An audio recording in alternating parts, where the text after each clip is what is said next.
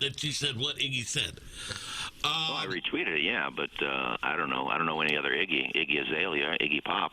There you go. I tweeted it, but chances are it's you. Cat, I can't today. I got so much today. I understand. An elevator thing. I've added Mr. Skin today. I saw Skin yesterday. Are you gonna? Some would say act in a fraudulent manner by pretending like you're colleagues and you have nothing against him. Who, Skin? He likes Skin. Skin and him. No, he kills him on the air. But he did tell us a story that they're tight. That Skin said, "No, I hear you kill me," and he's like, "No, I've been a big fan. Respect your work." Again, you need to listen to the show. That's Captain Jack. That's Captain Jack we're talking about. All right, my bad. I stand corrected. I will step down.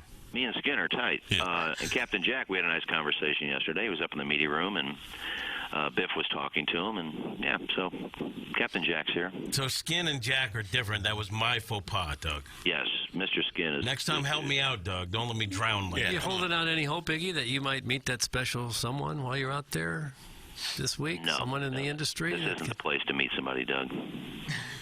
Oh, you've given up hope on that completely? None of these girls you might strike up a connection with?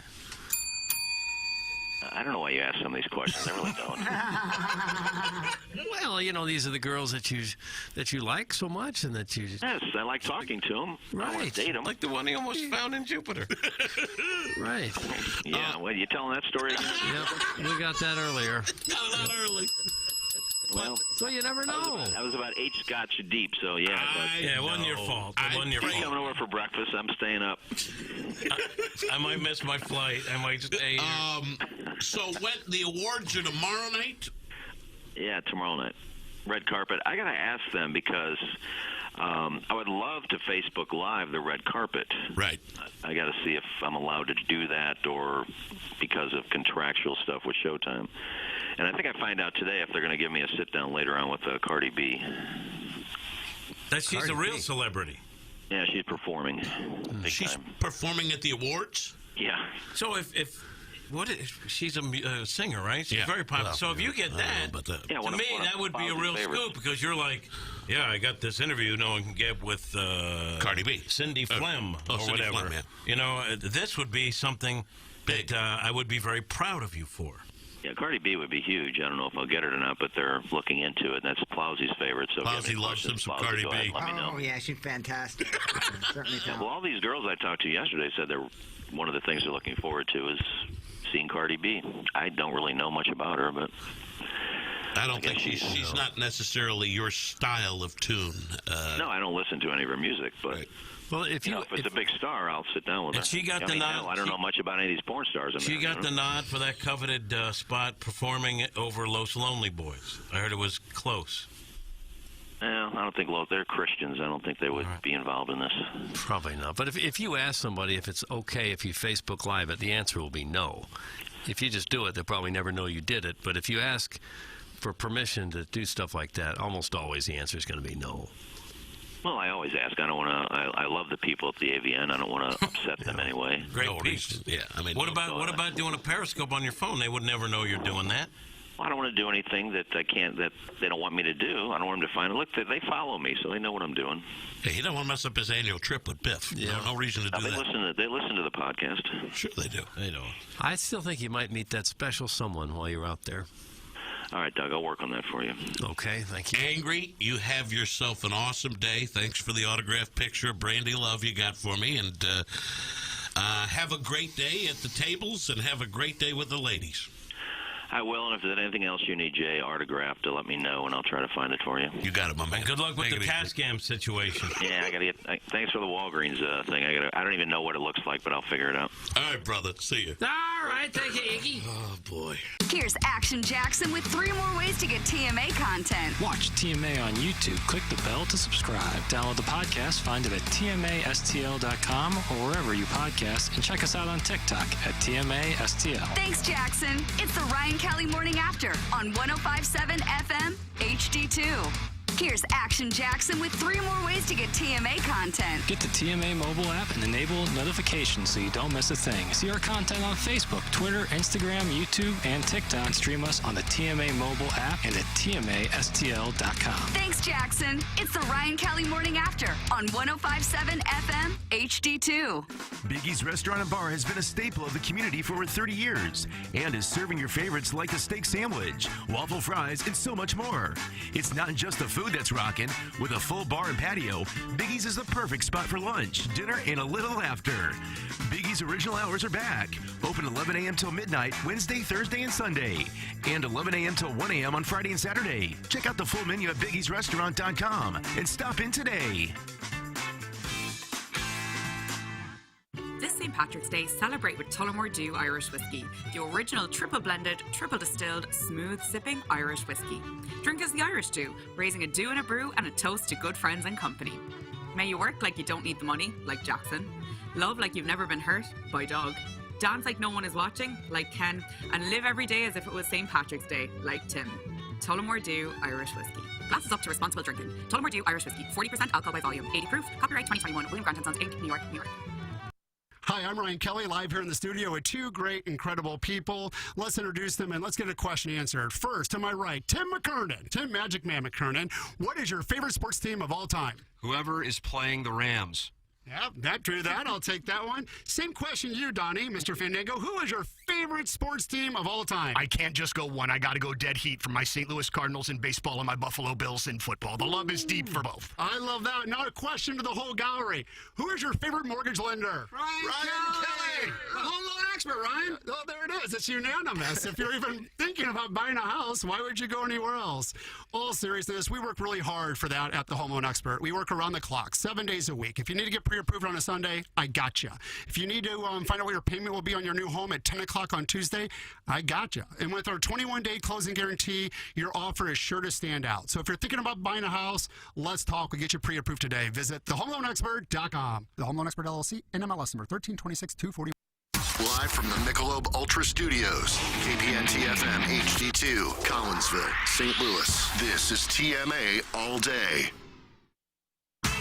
Rise and shine, St. Louis. It's the Ryan Kelly Morning After on KPN-TFM HD2, Collinsville, St. Louis. At the Morning After STL on YouTube and on TMASTL.com. With 105.7 HD2 FM, home of TMA All Day, the all-new TMA STL app. Downloaded. Everything's there. TMASTL.com and YouTube.com/TMASTL. Welcome to the Munganest St. Louis Acura Alton Toyota 7 o'clock hour. We are in our Michelob Ultra studios. Timothy Michael McKernan, Douglas Sullivan, Vaughn Kenneth, Iggy Strode, Action Jackson, Virgin Pringle Sauce Boss, and Doug celebrating a birthday today, the Plowhawk. Listen I saw that. Happy birthday to you, Plowboy. Happy birthday to you. I appreciate it, guys. Happy Let's not dismiss Jackson's birthday was Jackson's birthday was yesterday. Thanks, celebrate. Happy birthday to you. So we'll combine it. Happy birthday to you. It's your birthday month. I love it because, like, you know, Selection Sundays usually always lands a day or two before or sometimes on. Yeah. Just a good feeling, getting warmer out there. You got, you know, the tournament time, like last weekend. You got, you know, tournament game this weekend. Well, sure. It's just a great feeling. What'd you do for your birthday? Anything? Well, today's his birthday. Yeah, he celebrated this morning at 5 a.m. I thought we did something this weekend. Madison said we had some returns at the mall to do, and she's surprised. Oh, that's code for an MFL. I was hoping, but right when we arrived at Topgolf, I knew that was not going to be the case. But I had a blast. It was the first time I've been to Topgolf, surprisingly. Oh, it's a fun place, isn't it? It's great. How was your ball striking? I actually won all the events. Oh, wow. Look at you. Yes, Well, I'm going up out there. against, you know, my buddy Mace Dog's girl and my mom and dad, so it wasn't really a these people don't get out top-notch much. staff. Yeah. But it was great. Yeah, I just Fun little birthday celebrate. They have a cake for you and everything there. No, I don't really do the cakes. Madison got me 20 donuts. Oh. So I have about 4 or 5 of those left. Somebody's coming into some money. Yeah. I noticed you have 4 or 5 of them left? Yeah. Noticed that. Oh, boy. Came off the wrong way, I think. So you ate basically 15 donuts Well, she already? had a couple, but I had a big feast. And actually, I went to pick them up at donut drive-in, and there was a guy named Gus. He seemed about 16 years old. He was podcasting the show. How about that, Doug? As he was handing me my donuts, he said he loved the show. I think it was Gus Tambo. Was there a reason for the superstar in the tennis circuit? How old are you? I am 33. So She you got got 33 years old. We brought the donuts to. We put them in the car for Top Golf just in case somebody wanted to eat them, I guess. And nobody really did, so we kind of brought them home and. Oh, you got a treat then. Oh, yeah, I had a couple of twisted Long Johns, had some jelly filled. What'd you bring in today for your birthday? What do you got here today, Doug? I got this, maple cinnamon roll. Oh, my God. Look at the size of that thing, Doug, if we were to track the caloric intake of that dish, I would set it at 475. Yeah, that's a big boy. That's a lot of cake to that one. So Oh, my God. We'll microwave that for about 15 seconds. Oh, will you? Got a fork and everything. I don't think I like that maple frosting on the top. That's his dish of choice, bro. No. It is. I like the chocolate or nothing. Well, it's not your birthday, so. Thank you, Iggy. Well, I thought he might share it with some of us, as big as it is. I think I'll go with my burnt coffee. Oh, no. We're going to complain about the coffee now? No, I cleaned the pot. So Iggy outside. I said, "What's up, man?" He was not happy about this coffee pot. Oh, God. Well, it's an honest mistake. By who? Well, because you don't. I mean, people are in and out of here all week, all weekend. And, Broker programming. I guess somebody, yeah. Profitable. We have our charity give back show. That's correct. But I guess somebody left the coffee pot on, and it was kind of all the coffee was burnt at the bottom. So it took. I can't get it all out. There's no brush, so a little doing to try and get the majority of the burnt coffee out. So I make coffee, and it tastes a little burnt, but what are you going to do? I guess nothing. Maybe let it soak. Look, I'm happy. I'm never going to complain about anything around here. Burnt coffee, burnt pots, I don't care. I'll figure it out. Well, if you want this life, it's not too hard to get it. No, it isn't. And I forgot my Yeti again, so I'm drinking out of this cup. Okay. Things are not going well. Plowhawk celebrating a birthday. Jackson coming off of his birthday. Doug, you and I are flying high, but Iggy, unfortunately, it's not the week he wanted so far. Anyway. Hadn't started off very well, has it? No, it's fine. I just burnt coffee. It's a little burnt, and I see the Michelob Ultra sign is up. Yeah, take a look at this. I love If you're it. watching on YouTube, how does it look on YouTube? I guess I got to go to You can YouTube see and it see on what's my doing. camera rather well. Yeah. It's bright. It's cool. That's nice.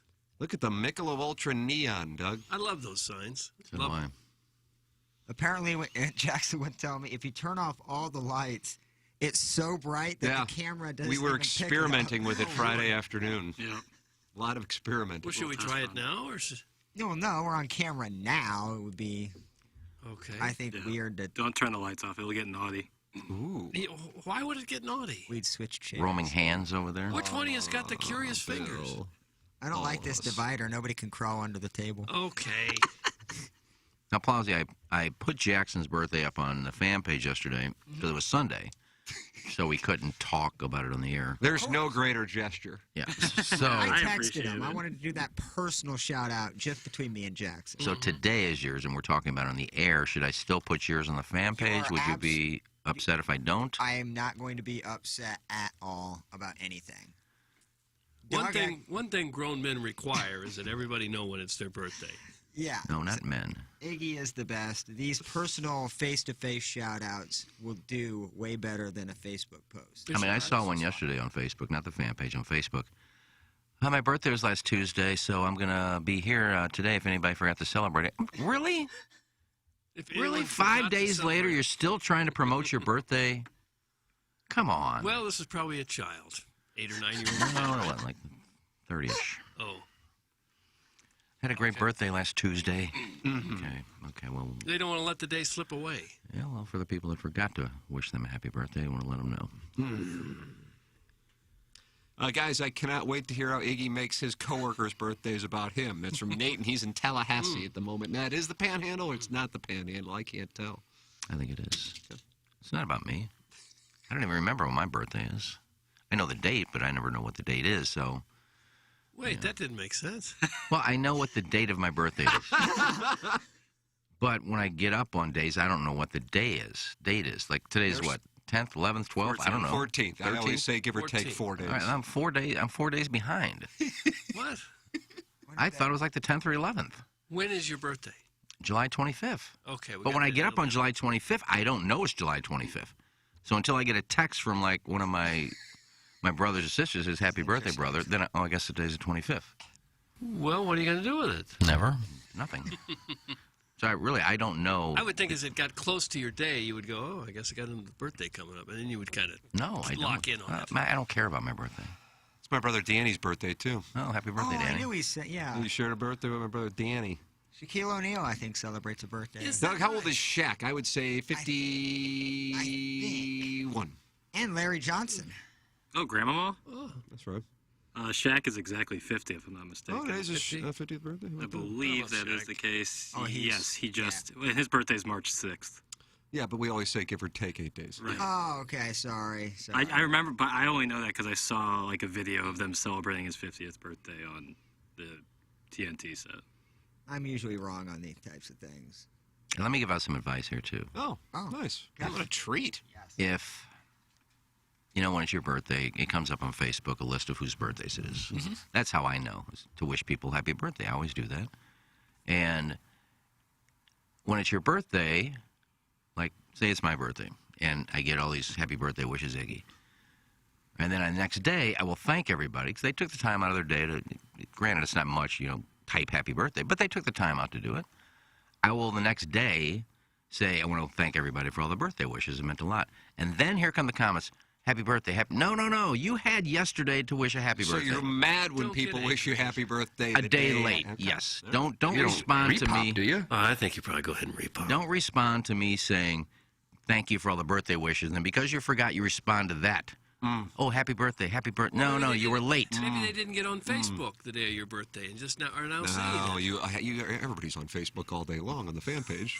Yeah, of course. Isn't that possible? You can't miss any of that content. Shouldn't you be angry at the people that don't say anything ever rather than the people that are a day late? I don't get angry. I usually respond, thank you to all. And it could be anywhere from 450 to 1,000.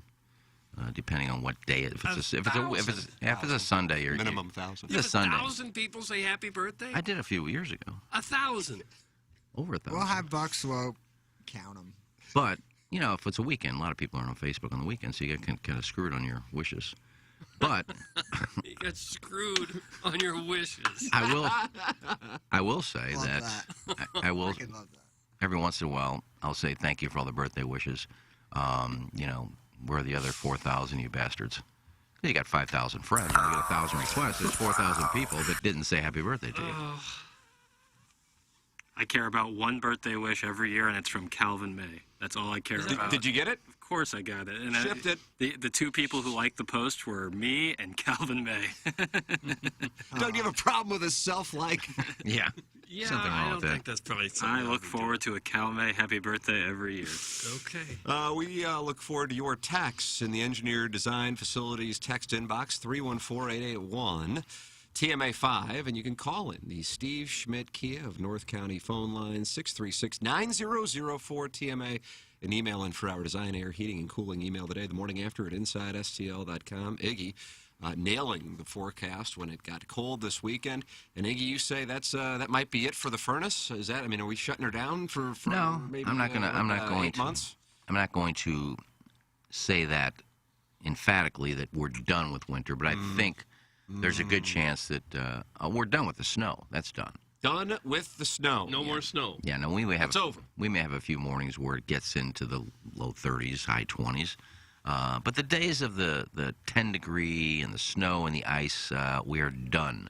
It's over. Yeah, you don't. We're done. I've pretty much nailed this weekend when everybody's saying, "Oh, stay off the roads Friday morning, going to be tired, and then going home." Ned Reynolds doing the weather. Yeah. Nothing. As I said, nothing. Tim asked me, "What about the roads?" I said, "We're fine. You're going to be fine. Just shipped it." No, everybody. Oh, stay off the roads. Nothing. Not even a dusting, basically. So I nail another one. It's just so. God, I'm so good at this. I don't know why I'm not doing it more. The man's in awe of sakes. himself. Well, Design Air Heating and Cooling, if you do get a forecast wrong, and he hasn't, but if he does, Design Air Heating and Cooling is there for you online at designairservice.com. Let Seth Goldcamp and his outstanding technicians take care of you. Just go to designairservice.com, click on the Book Now tab, and you are taken care of with Design Air Heating and Cooling online at designairservice.com. It's Design Air Heating and Cooling, the official HVAC provider of the Ryan Kelly Morning After. And Doug, Ryan Kelly is the title sponsor of the show, and he's online at thehomeloanexpert.com. And he's there waiting for you, waiting to help you save money if you'd like. I don't know. Maybe you're not interested in saving money. I know I am. I've refinanced twice with Ryan Kelly. Save a lot of money that way. Get those rates down. Rates continue to be near historic lows. They're not at historic lows right now, but they're right there. They're still very close. So if you have not refinanced in recent years, now is the time to do it. It's still not too late. The team at the Home Loan Experts can lower your interest rates and maybe save you a few $100 a month. Maybe pull out some cash, pay off some credit cards, make those home improvement projects a reality. Apply online today at thehomeloanexpert.com. Ryan says the average person who refinance gets a cash-out refinance. The average person is taking out $54,000. Imagine what you could do with $54,000. You could do a lot with that. I could fund half of the year of the Tam Avenue Capital Partners. Well, I wouldn't suggest you immediately gamble. Did you have a good week? I would suggest you pay off the credit card. Everybody killed it this week. Or if you're thinking about buying a home, you're not looking to refinance, buy. You're not going to gamble. You thought the real estate market was hot last year. It's even hotter now. Competition is fierce. So if you're even thinking about buying a home this year, call the Home Loan Expert team. Get yourself pre-approved today with a 5-minute loan approval, only available at thehomeloanexpert.com. Thank you, Ryan Kelly. Thank you, Sir Mortgage. There it is. Get involved on the show. Text in, call in, email in, watch on YouTube. The chat is like a singles bar right now. I know of at least 2 ladies interacting right now. Oh, okay. But the Hillboy Humdinger is not happy with the Michelob Ultra sign. Why? He says it is very distracting. Well, don't look at it then. It's not that bad. What do you mean distracting? It's like just sitting there. I'm moving. Yeah, I'm not sure distracting. He's going to have to be distracted because we like our Michelob Ultra. We like it a lot. Well, can't you look at another camera? We have 4 of them, right? I like only 2.6 carbs and 95 calories. Tell you what, looking at it, though, directly, it's like looking in the sun. Yeah. Is there a way to lower it a little bit, to lower the brightness? No. Thank you, Iggy. That's absolutely accurate. What do you mean lower the brightness? Unless It's a you neon want sign. Unless you want to unplug it. Yeah. You go to a bar and say, hey, unplug all these neon signs. I'm distracted. Well, a bar is usually really dark, and they don't have to. No, it's a wonderful sign. Okay, cool. I want to put one in my kitchen. I like the little R, the registered trademark symbol right there after Ultra. That you even have to do that. Yeah, I just noticed it. Don't want anyone stealing that. 95 calories. Oh, that's good. 2.6 grams of carbs. Doug, enjoy it. Michelob Ultra, the sponsor of the Dotem. We're coming up on registration here. Are we? I believe April 1st is registration day. And then you'll, of course, have the Fan Page Club Championship. And it looks like, boy, I'll tell you, like about 60 spots are already reserved for the Fan Page Club Championship. When you combine people who played last year, and they, of course, were invited back. And let's see, how many people who played last year, Doug, aren't going to be playing? I don't know. 11. 11 will not be playing. So we have a very limited amount of spots. And we will go through the process with the board and review applications. Each person has to host a cocktail party to interact with members of the board. Just to see if he fits in. And it has to be a theme of the show. That's correct. So Did we it'll be mention a cuckold kind of night? Yeah. I would think they would all be cuckold theme parties. That's all we talk about. Well, how could you throw any kind of party beyond that? That and Facebook wishes on birthday. That could be another. Yeah. That could be another theme. You get cheated out of your likes or your wishes because it fell on a weekend. That quote, man. You have to be in the lifestyle to come to the party. Oh, is that right? So maybe the Swing Haven board member will be there. You could finally meet his wife. He'll be coming as a single. Now, do we? I know we went through the board meeting minutes the other day. Yeah. Did we mention that only caddies who walk are allowed? I don't know if it's been mentioned because we wanted to get the field first, and then we will go through the rules. Okay. But, Doug, that is a huge change this year, and I know you thought that was a good change. Well, what if the caddies would like to bring their own scooter? Well, they have push carts at Normandy. Am I correct? Am I not? The Fan Page Club Championship presented by Michelob Ultra is taking place at Gateway National. And Sean Barnes of Gateway National got short on some carts when people wanted to go out and play because there were guys driving around as caddies. Well, pool carts are fine for a caddy. Not everybody can have a caddy, so I don't know if you need 30 or 40 pull carts. I don't see a lot of pull carts anymore. They're nice, though, and it really does help. And if you don't mind walking, you can push it, and you can also pull it. I think that might be a good, simple way to just not have 30 happy carts medium. rolling Find a around happy with medium, nothing. sure. Just yelp. But, I mean, Gateway's so flat. Yeah. It's not a tough walk. No, it's not. I won't be walking. So I screwed myself. So you will not be caddying. I screwed myself out of money. No. Yeah. Now maybe I can take a cart. Yeah, you're on the board. We'll talk to Sean. What? The rules are different? Well, for me, yes. Obviously. I'm making them up, along with 4 or 5 other people. So majority rules. I'll get 3 on my side. You're not playing? Yeah, I'm playing. This event is fantastic. Well, if you're playing, you do get a card, right? Cletus always caddies for me, and I always caddy for Cletus. Oh, it's a reciprocal arrangement. Yes, and I caddied for Curtis Hall a couple years ago. He made it to the finals, and that poor guy, he finished second and lost money. I love Curtis Hall. I saw him yesterday at Family Golf. Really? I did. I was talking to Adam Betts. My son, Doug, as you know, he has a Santa Claus head cover. Does he? I don't know why. I just know he does. All the pros. Yeah, I mean, Tiger had the Santa Claus head cover before he moved to the Tiger. And so we were leaving and noticed that the Santa Claus head cover was missing. Oh. And all hell was about to break loose. I bet. All hell was about to break loose. And I'm looking around, I'm going, where in the hell? And Adam Betts had the Santa Claus head cover, and he was looking for me because he knew there was only one player on the property with a Santa Claus head cover, and it was the 4-year-old. Right. And then I saw Curtis Hall. He was up on the upper deck. Yeah, he's fantastic. He was. I've played golf with him several times. Been in groups with him.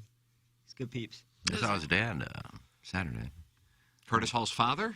No, Adam Betts' father. Oh, Craig. Craig Betts. I saw Craig. Had to go pick up a necklace for my great niece for her communion, and Craig was there working, so I said hi to Craig. And I think they just got back from Vegas. I think Adam was in Vegas with his other brothers and his dad. Doug, you got to go to that family golf. I think I'm probably going to be there today, actually. Got a sales meeting at 3. Get done with balloon party at 11. That gives me 3.5 hours to work on my 4-irons. That's what I like to do on Mondays, 4-irons. Okay. Yeah. So Family Golf is a new sponsor here of the Ryan Kelly Morning After, and it is wonderful to have them on board. Major recommendation for our listeners getting on board with Family Golf and Learning Center. I can't tell you enough about it. It is an incredible facility, and what Adam and the staff there at Family Golf have done for golf in St. Louis, incredible. You have a 9-hole par 3 course. You have 2 decks for the driving range. The grass tees are choice, because I know, Doug, you like to compress the ball. I do. Yeah, I'm a big compressor. And so you have those options as well. Putting green, chipping area. It's Family Golf and Learning Center, a wonderful sponsor here of the Ryan Kelly Morning After, and we advocate supporting the sponsors. That's the name of the game. Doug, I don't know if you were building out a sportscast, what you would consider the lead today. Conzo. I guess because Kwanzaa happened a few days ago. Yeah, it's not. I mean, Plowhawk, I understand the thought process, but that's Doug immediately went where I went. It's a few days old. Yeah.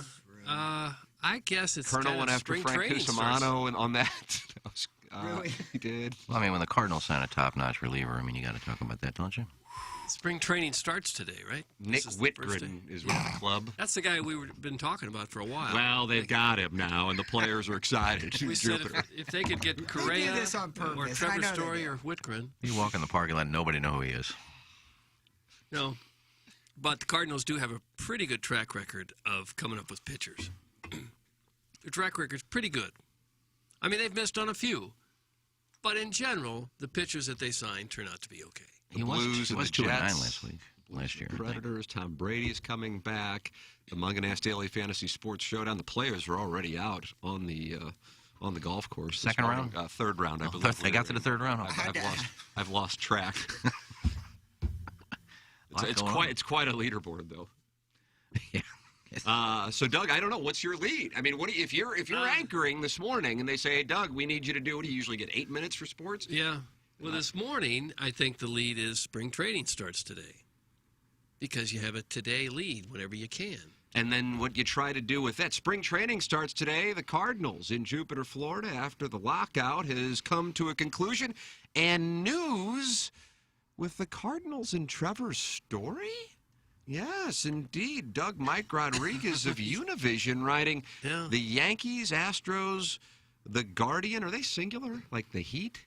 Guardians? I thought it was the Guardians. Guardians? And the Cardinals have reached out to the two-time All-Star Trevor Story, and the Cardinals are showing more interest per sources. Cardinals and Trevor Story? Wow. What? That would be a very interesting signing. Cost them a lot of money. Probably give them the best infield in baseball. One of the best the Cardinals have ever had, and they've had some great infields. I don't think you do it. You're not on board with it, Plow. I don't think so, just because of the back end, and because you also have, a couple options that are relatively close. Gorman, he may be able to play multiple positions. You don't want to, clog his ability up if he has, a dominant year this year. In the minor, more than likely he's going to get a chance next year to play at the big club. So I don't think you pay somebody $25 million for 5-6 years. Based upon that, you have Goldschmidt and Arenado. I don't know if you need that much money locked into your infield. It's a lot of money, for sure. Huge. But I think they're thinking we got a shot this year. We're going to try to win it this year. Last year for Reno, Molina. Yeah, but you need to add a pitcher got superstars. At that point. You need to pay for a pitcher rather than, I think. Did you not hear they just got Whittick or Verhagen, or they got both of them? Do we know his name? Correct. Brett Cecil. I don't think that's ever been the Cardinals' mindset, that we're going to take on a huge salary for 7, 8, 9 years because we got a chance to win this year. I mean, they think they got a chance to win every year. If there's one piece away, like maybe a closer, but never a guy you're going to sign to, close to $300 million to win this year. You know what I'm saying? Well, but I do think that this is a year that they want to go for it. I would think it would make sense to do that, to go for it this year. I did see they're one of 3 teams in talks with Pujols. Yeah. I would love to see that, too. I will be very disappointed if they don't do it.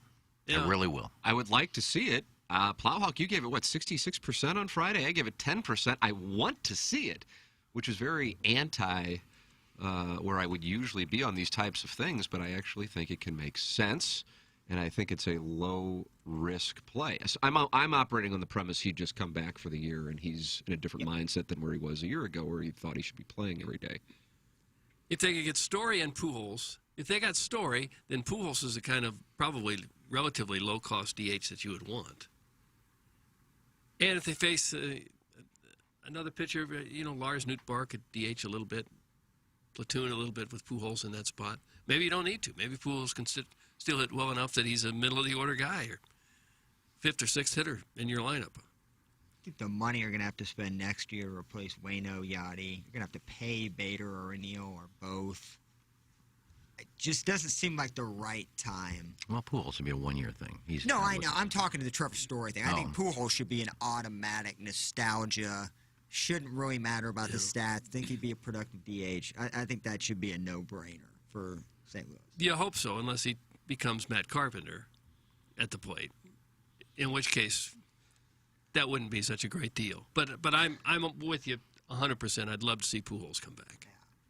Doug, stop this talk right now. Nobody cares about baseball. Get back to more pressing topics. That's from the Green Park Goblin. Oh, they do care about baseball. You tell me nobody in St. Louis cares about baseball? Green Park Goblin says so. Green Park Goblin, what would you like us to talk about? We'll do this as your Sadie Hawkins.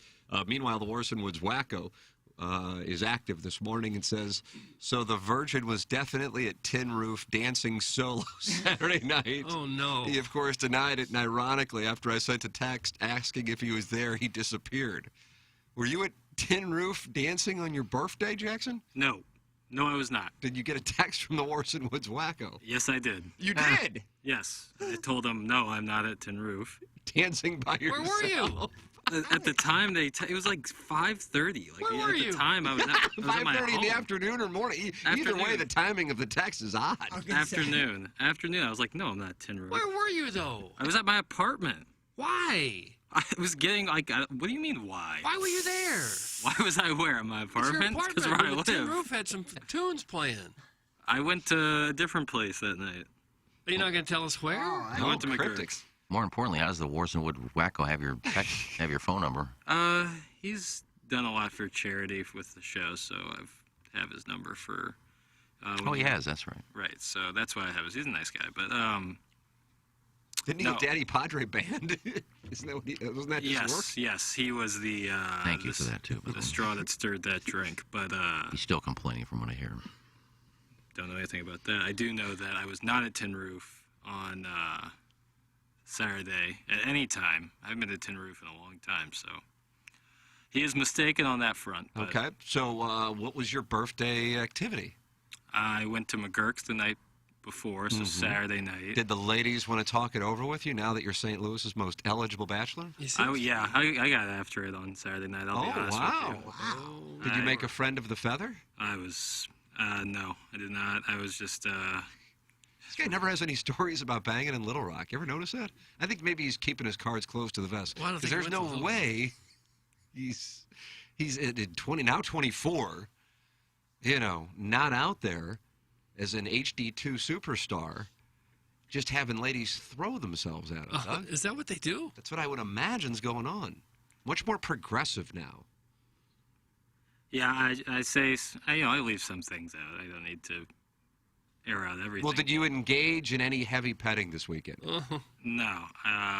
I was really, really after it on Saturday night, probably too much, and so.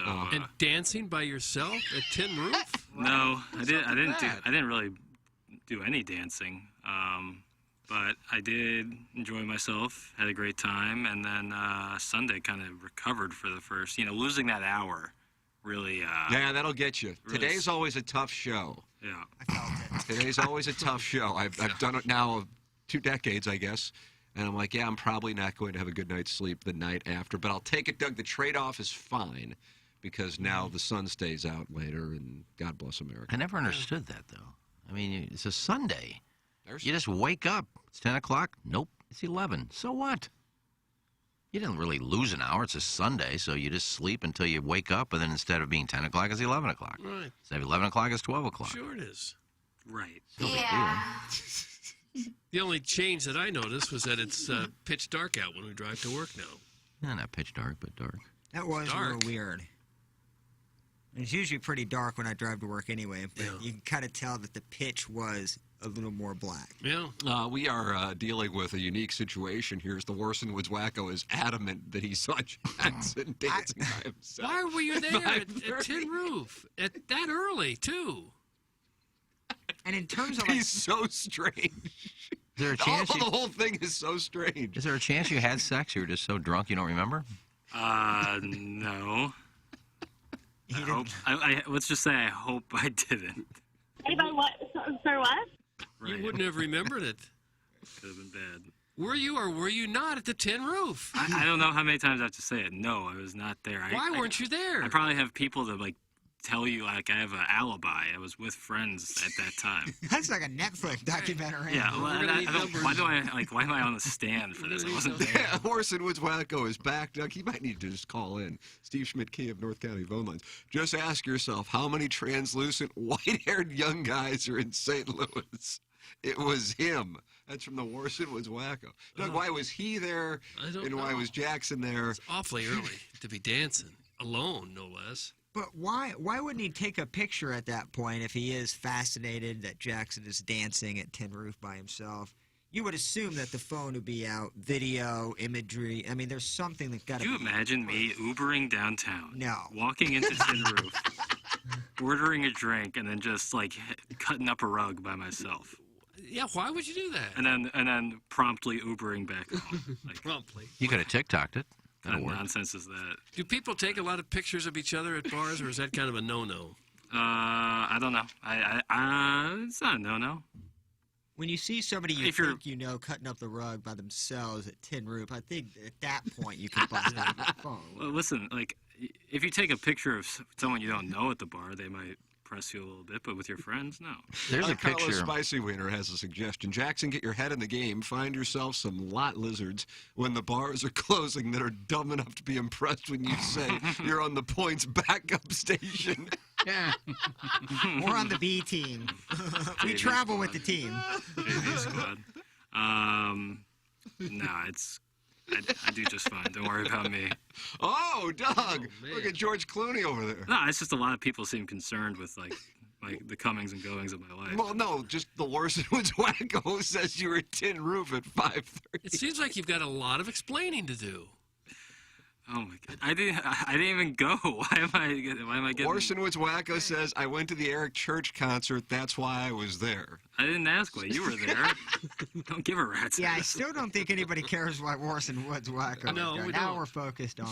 There are a lot of people. I think somebody posted that they ran into Prod Joe at the Tin Roof before the Eric Church concert. He was there too. Yeah, then they said they ran into him again in the outside the bathroom. They looked very angry. Joe was angry? This person said that. I don't know. They Who's said this they person? said they saw Prod Joe at the Tin Roof. Who did? I gotta get my phone ready. 'Cause Somebody I know on the fan page. I'm gonna get a text. I'm not making it up. Somebody said it on the fan Somebody page. said Joe was angry with them at the Eric. That they just looked angry.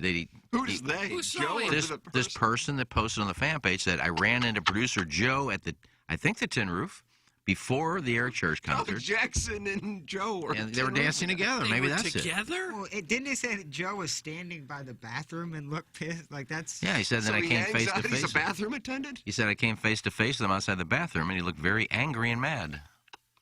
That's what the person said. I wasn't at the Eric Church I just concert. have I a don't feeling know. what Joe's about to text. We probably kind of guessed. He doesn't care. What I'm all sure he didn't know who happened at this this person Tin was. Roof?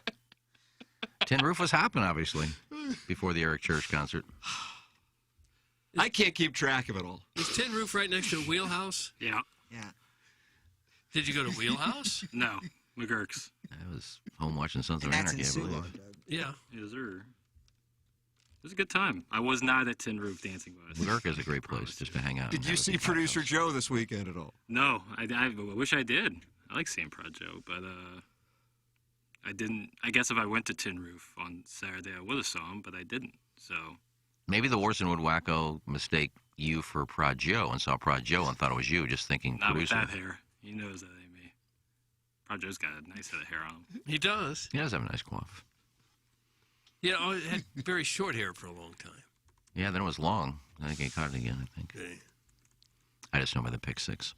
I don't really pay attention to Well, what he's doing. it's clear something happened at the Tin Roof. And We need don't- to get to we the don't have bottom of it. I know, we don't have our finger on it yet. He texted me, "Are you at Tin Roof by chance?" And I said, "No, I'm not. I'll probably go to McGurk's later." He goes, "You have a doppelganger here."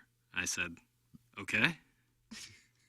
All right. Yes, this is July. So that's the background. So what makes no sense to me is that instead of texting you at the Tin Roof, why don't you just walk up to the person he thought was you and say, hey, what's up? He would have known it's not you instead of texting, hey, are you here? Just go ask the guy. Yeah, there's a lot of holes in that story. Guys, what's going on? Who is at America's Pub again? Thanks. It's from the 314. Jackson. That's right. America's That's right. We really got to those hot topics we were going to discuss, didn't we? Absolutely. Ladies and gentlemen, producer Joe has texted my phone. Oh, he pissed. Let's see what he says. I was at Tin Roof, but that was around 1 p.m. Doug, why are our producers and former producers just drinking in the early afternoon? They can't stop themselves. And at Wheelhouse before the Eric Church show, I wasn't angry, though, that night. Maybe someone caught me at the wrong minute, but I wasn't angry. Wasn't actually angry all weekend. This is pretty remarkable. Well, it's remarkable that you texted in and debated people you don't care about. I don't know what happened this weekend. 1 p.m. Maybe it was the Wheelhouse they saw him in. Yeah. Either way, you were seen over the weekend before Eric Church. And looked angry outside of a bathroom. He looked very mad, I think. Outside of the bathroom, I think it's the key thing. So why was somebody on the fan page hanging out outside the bathroom? Because Joe was mad. No, they said they came out of the bathroom. And it was a girl who said this, so she was coming out of her bathroom. What was and he Joe doing was there in with him. Joe's bathroom? I I didn't ask any questions. I just saw the post. My guess was the urinals and the toilets were full, and Joe had to wait. Oh. Or I saw a couple of videos where Eric Church was playing everybody else's music except his own. Maybe he's upset about that. Wow. Iggy taking a shot at Eric Church. That will not play well in the St. Louis area. I don't know Eric Church. I just know that he's popular, and somebody was posting videos from the concert, and he was singing other people's songs. The three I saw, does he have his own music? He was doing cover songs. He played for like 3 hours. Well, I guess you run out of music for 3 hours. You got to start playing other stuff. Probably do. Maybe that's why Joe was so mad. Yeah. I'm going to go see Dave Mason this week, I think. There's my concert update. Nice update. Well, Producer Joe has issued another statement. We went to Tin Roof for a birthday after we ran the race that morning, then went home and showered. What is so strange about that? It just seems weird to everybody. Beer Cats just texted me, there's the post. What? That's all. There's the post. Oh, now he has sent a screen check. What is it? Okay. We doing a live read for the post? We love Gotham. Yeah. Let's see. So I've listened to the show since the beginning. This is from a female. I don't go to events, so I've never met any of the hosts. I live in Illinois and rarely go to St. Louis. Last night we went to the Eric Church concert in Wheelhouse First. I saw Prod Joe. I felt like I saw a celebrity. Well, at the concert, I came out of the restroom, and there he was again. We were face to face. Oh. He seemed angry, as always. Yeah. I'm super disappointed because I should have asked him if I look like I have an odor. Not a great story. Oh. Yeah, Joe could tell just by watching someone on TV what they smelled like. Now, we'll defend Joe with that post because she said he looked angry as always. You just said you never met any of us, and you don't know anything about us. Look at Iggy. On the show, sometimes he was angry. That was 10 years ago he was on the show. I know. Doug, it was 9 years ago. I know. Of course, his texts are usually angry at me, so maybe she's talking about that. That could be. Well, maybe the Pick 6 appearances. Yeah, she must be watching that to know who he was. And just think you ran into a celebrity. Come on, honey. Come on, honey. Well, something's got Joe very angry now based on this text. Maybe he was mad that Jackson was dancing by himself at Tin Roof. Yeah, there's probably a tie-in there. I do know who this is, though. She's a very nice person. Okay. You won't tell any. Oh, sorry. That's fine. I'm getting a text. Doug, my phone is essentially, my phone's text inbox needs to be sponsored. Here are the facts. Okay. This is from Lawson Woods Wacko. Number one, it was haven't the had Virgin. one right yet. It was the Virgin. Number two, I did not approach because he was really enjoying himself dancing. God almighty. Number three, I thought it might be super weird to snap off photos of a guy dancing by himself. Number four, St. Patty's Parade was Saturday. Number five, it was Jackson. Jackson, I mean, at this point, he is adamant. Yeah, I mean, he can, like, say all of that and number as many things as you want, Roman numerals if you prefer, but I just wasn't there. I don't know what else is. I was not there. Why weren't you there? Dancing. Why wasn't I there? Yes. That's a more fair question. Seemed like everybody else was. Right. Seemed like it was hopping. No, I was at my abode, just chilling, getting ready to get after it. So watching Gabe's coaching board. Yeah, I was making some calls to some coaches. I was talking to the Colorado State AD, seeing if we can get there. Doesn't sound like Doug. Is his Medved? Is that his name? Yeah, it's. He signed a 5-year extension yesterday, so he won't be coaching. Right, and so yeah, Sean and that's Miller most likely out after his name in the LSU coach situation came to a head. Will Wade. Yeah, he's out. Or state coach looking like maybe. Looking like maybe what? Yeah, it could be. I mean, is he's that certainly right? a candidate. Yeah. He's going to be a coach we've never heard of. Think so? What about Kimmy? Kimmy? I would do that or Patino. I just don't know if Kimmy? that is the route. Either one of those. Those are two complete opposite of spectrum. You got a new coach. Yeah, you got got to have Patino. You're going to take a mid-major. It's got to be someone who's won a lot, right? I think got to have, tie-ins with the program as well. And I think Kim English is, I think, a perfect fit for it, but maybe not for this particular team because it does need, it needs a lot of work. You don't want to see him really struggle for 3 or 4 years and really stunt his coaching growth. Stunt. Done. Huh. Okay. Doug, did you see Drew Hanlon said he could turn the program around? And saw that. What do you think I'm about that? surprised he's not a coach. Drew Hanlon is a unbelievable skills coach. I think that would be really cool. I don't know if his gig right now is like pretty sweet. So if I was him, I'd kind of stay what I'm doing. Doug Iggy just gets up in the middle of the Missouri coach. Drew Hanlon is an extremely impressive guy. Yeah. Oh yeah. He was training me and my friends when we were like. He trained you? This was like he was running a company called Pure Sweat. Yeah, it was his own company. Right, and so we was giving out lessons, and anyone could get it. It was with Tatum and Beal. You were working with Tatum and Beal? No.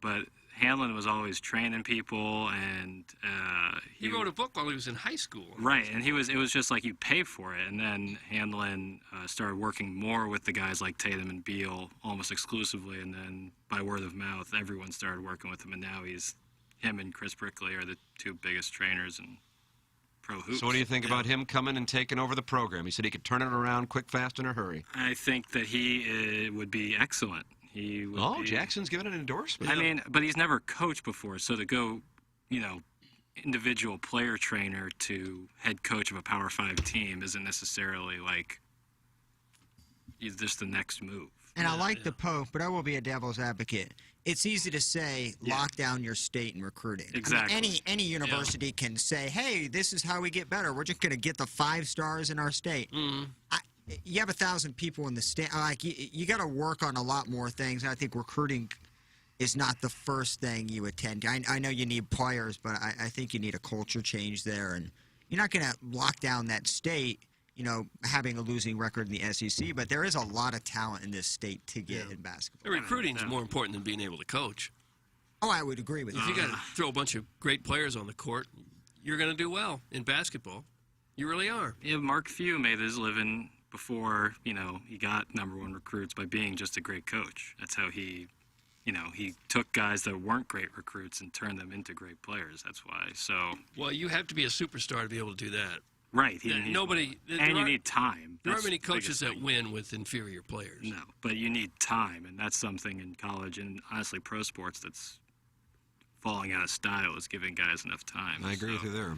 So guys like Mark Few who are at a single place for 20 years are few and far between. B Money says Dana Altman, not Drew Hanlon. Dana Altman intrigues me. He's a top recruiter, and his offenses are usually pretty good. That's from B Money. Love that. Didn't they almost have him at one point?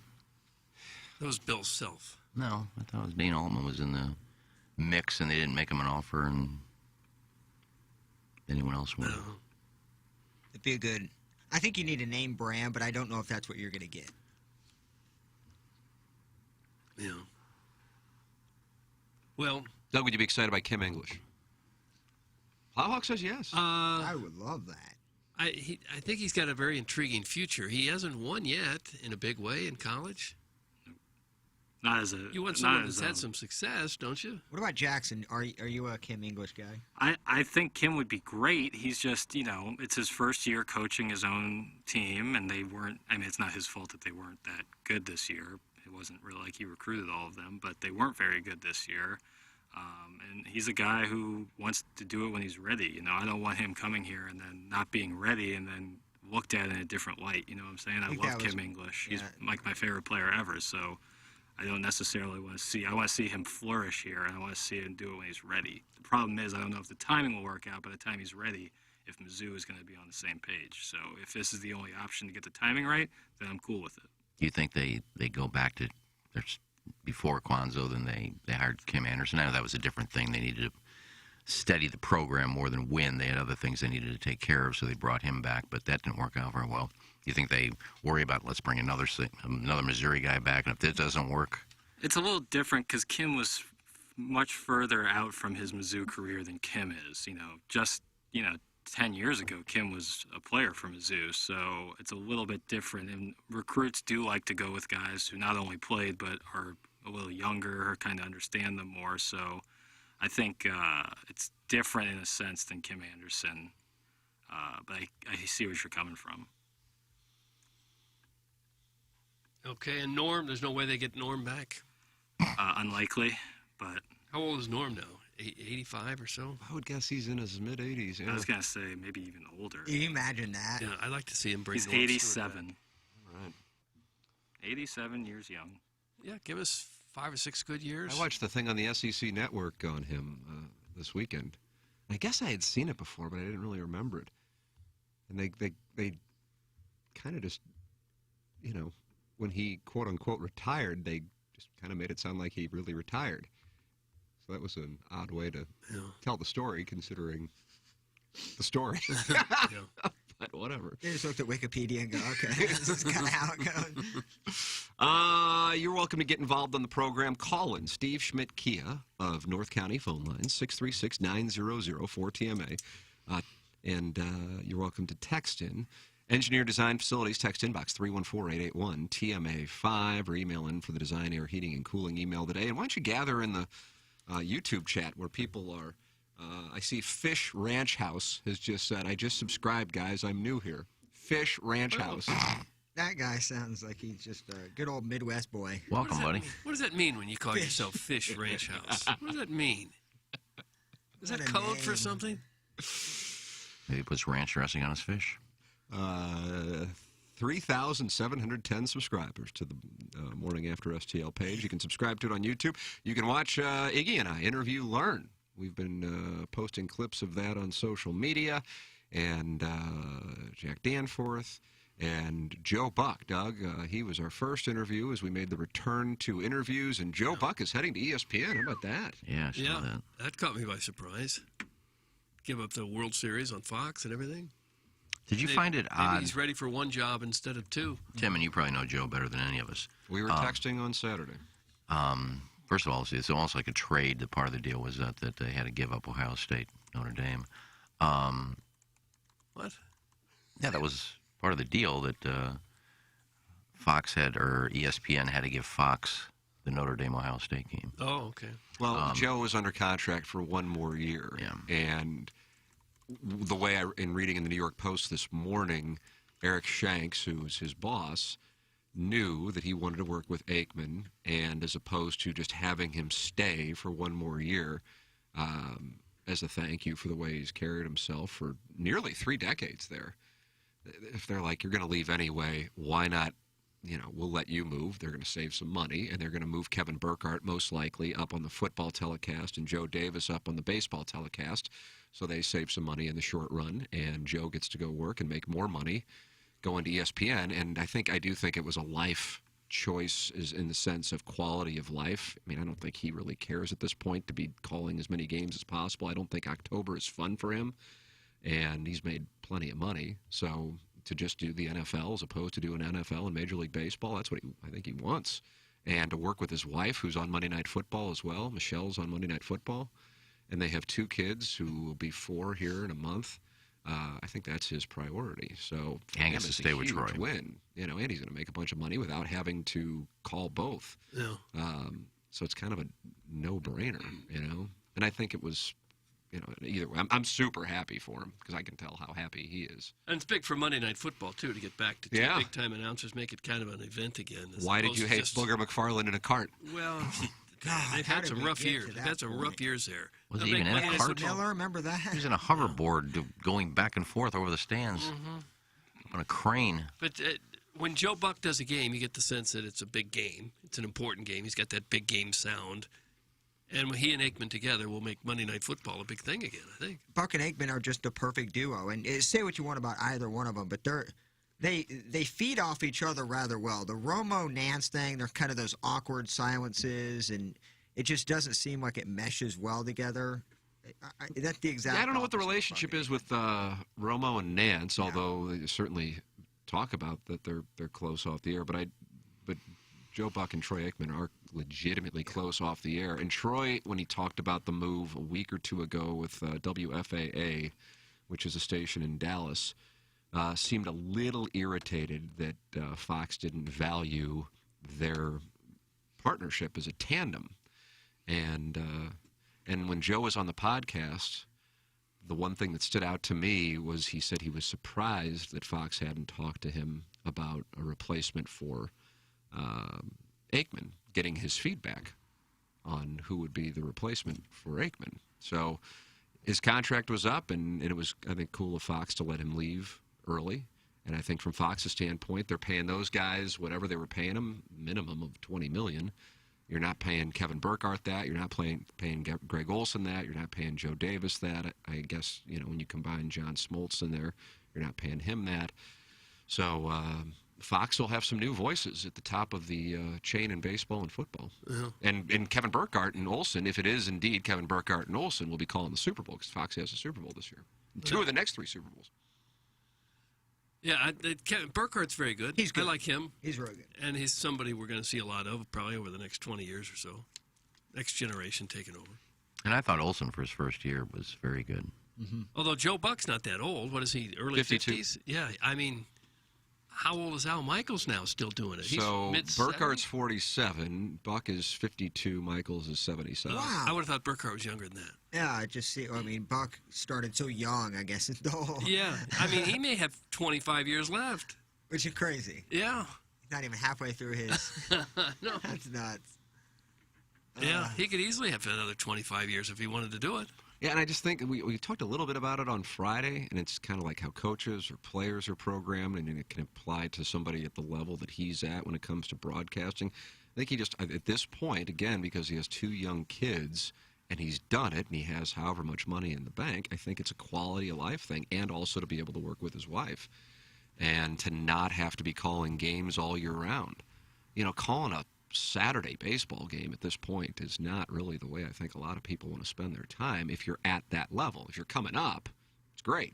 But if you're, at the point where you're calling Super Bowls and NFL games and then during October bouncing all over the place, to call a regular season baseball game does not have the cachet that it once did. He may feel like he's semi-retired just doing one football game a week. I bet he's just super happy. Quality of life thing, And he's going to make, I think, comparable to what he was making doing both. So, and he gets to work with a guy he's comfortable with, who he's super close with for 2 decades. Make no mistake, any of us here at this dais could also be doing play-by-play on Monday Night Football if we wanted to. That's correct. Well, we got the Quality of calls, life. but we didn't want to split up the show. That's correct. It makes for an early Tuesday morning. That's correct. And it's a quality of life issue. Well, they asked Plowsy and me to do our Pepper and Genie. That's correct. Simulcast with Pepper and Genie cast. And we said no, so they went and got the Mannings. That's correct. And those ratings are plummeting. They were a fallback position for them. Tara Savella is the guest in the 3rd quarter. Oh, I'd get guessed. Not like the Mannings, you wouldn't have. Here's Burt Ward to break down the game. Sherry DeVille join us on the game. I would watch that. You are welcome to text in via the app. You are welcome to text in via the Engineer Design Facilities text inbox. Fire at edf-rg.com is how you can contact EDF. And they'll have a technician come out and provide a free evaluation of your fire alarm system and offer the most competitive contract pricing in the market. You can also check them out anytime at edf-rg.com, the official commercial fire alarm services and solutions provider of the Ryan Kelly Morning After. EDF is Missouri and Illinois preferred full-service vendor for licensed and certified professional servicing, monitoring, and testing for fire alarm services and systems, fire suppression systems, and fire alarm system monitoring services. The official fire alarm services and solutions provider of the Ryan Kelly Morning After. It is EDF. It is 8:02 in St. Louis. We'll take a commercial break. On the other side of the break, Doug, as you know, the players are already out on the course, wrapping up the 3rd round in Ponte Vedra. But how is this impacting the Munganast Daily Fantasy Sports Showdown? I have I went to look at the rosters this weekend, but I saw the rosters from, I believe it was the 2014 Masters were up on our app. Is that right? That's correct. 2014. I don't think they had been updated, had they? He's too busy dancing. We weren't even playing the game in Can we produce 2014. a little more and dance a little less? Teehee. I updated them. Oh, is that right? As far as I know. The date said February 16th. Yeah, I just edit the post every time. That's what I do. I don't make a new one. I just edit it so that it looks like it would be February 16th. But those lineups are accurate. Doug, the lineups are accurate. Okay. Well, only 3% of rosters entered on DraftKings had 6 out of 6 players.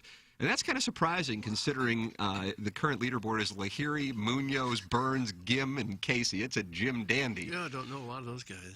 So we will update and see if it, because I noticed Iggy didn't seem to be happy on Twitter about the PGA Tour. Idiots. Who's an idiot? So it gives me the sense that Doug is doing well, but I don't know, because I don't know what the rosters are, so we'll find out. It's coming up next here. This closes out the Munganess 7 o'clock hour. The appliances counters 8 o'clock hour coming up next. This is the Ryan Kelly Morning After.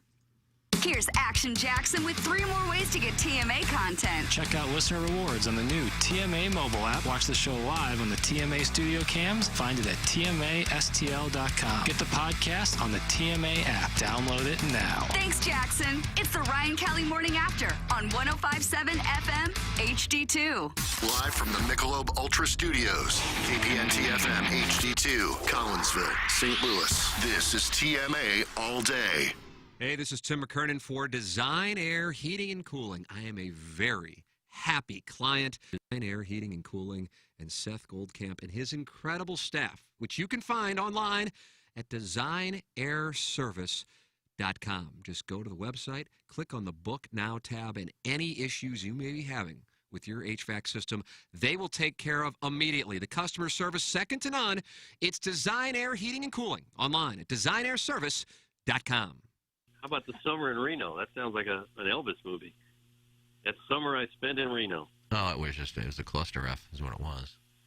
Oh no. Yeah, I was the only one that was 21. I just turned 21, I believe. And my other 3 friends that went with us, they were only 19 or 20. And my buddy's uncle ran the MGM Grand. So he said, if you want to come down for the summer, I'll get you guys jobs. So since I was the only one who was 21, I got to work in the casino, but I was a change runner. I was that guy you see walking around the slot machines with a sack full of silver dollars. And my other friends got to work at they were stagehands for Hallelujah Hollywood. So I would pilfer a buck off of the top every time I'd pour it into the thing. I'd take my thumb, pull a silver dollar off the top, and throw 19 bucks in there. Oh, did you? I was making a killing, those old ladies. Change, please. Okay, I'll dump them in here for you, honey. 1 off the top, 19 in. Because each one held 20 silver dollars. But anyway, we just spent our money on pot. That's nice. Now, I had this girlfriend that I hooked up with down there like the first week we were there. All of us picked up chicks to live with us, and they had duties. Like, mine was in charge of cleaning. Mark's was in charge of, like, shopping and cooking. And mine was so weird. She lived in the complex, but she stayed with us. And when she would go to her apartment, she would, like, float like a butterfly. She would, like, go down the sidewalk, flipping her arms. I'll be back. And she's, like, floating. I'm like, oh, look. God, I got a weirdo. But she cleans, so. Can you explain this? So you guys show up and then they assign you girlfriends? No, we found them. They were at the pool one day. The good thing about Hallelujah Hollywood is the girls had to be topless in the show and they couldn't have tan lines, so they all laid out at our pool, topless. Oh, for heaven's sake! And there were always these little kids that as soon as the girls got into the pool, you see these like 4 or 5 kids just jump in the water with their goggles on. Just listening and learning. Okay. So, yeah, that was only for a summer. It was fun, but we didn't have a lot of money. We spent it all, like, smoking pot and doing bong hits. The money you stole, you use that to buy pot? Pretty much, yeah, and the money we made. I already told the story that we would go to the grocery store and just steal. We're sticking pot roast in our coats and steaks. We had no money. So we just go to the supermarket and that's back before they had cameras, and we just stick rump roast in our pants and chips and hamburger and bread, and we just went in there and steal once a week. You bacon-skinned boot face. Yeah. So this guy who ran the MGM Grand was kind enough to get you guys jobs. Do you have any remorse about immediately using that job to steal? I didn't know the guy. It was Randy's uncle, not mine. Wait, how did you get the girls to clean for you? How did that work? They assigned them when they got there. No, she liked to clean. She goes, I'll clean. Okay. But how did you meet? You just met them at the pool, and they're like, I'll clean your house? No, we met them at the pool, and we went out and had drinks, and we just hit it off. So they became girlfriends. It was pretty easy back then to get a girlfriend. Sounds great. Hey guys, stay well. So they had jobs. Mine was in charge of cleaning, and she didn't mind. And then she would float down her own apartment like some little butterfly. She must have had a lot going on to have her own apartment, but still stay with guys who assume that she would be in charge of the cleaning. Well, I just told you, Kat, she would float to her apartment, so she didn't have all the marbles up there. She was missing a few. Well, the best was I didn't fly to Reno. A buddy of mine. I won't give names because one of them is kind of well known, so I won't give his name. Oh, come on. Initials at least. No, give us initials. No, I'm not. CR. But they had a Babe Ruth. Babe Ruth. No, they had a the guy that I'm going to talk about. You don't know. The other guy you may. Anyway, they had a bowling tournament in Vegas, and they were gonna drive. So I said, "Can I drive with you guys to the tournament?" And they said, "Yeah, but you got to stay 2 days," because then they were going to Reno after Vegas. So I said, "Okay, that's fine. I'll stay in Vegas for 2 days." So we get to Vegas, and my one buddy calls a hooker to the room. I said, "No." I said, "You're not doing that, are you?" He goes, "Yeah, look, I found this pamphlet out on the strip. It's got all." I said, "There's thousands of them, man." He says, "Yeah, I just need to get laid." I said, "Oh, whatever. I'll go down and gamble." So the hooker shows up. I go down to gamble.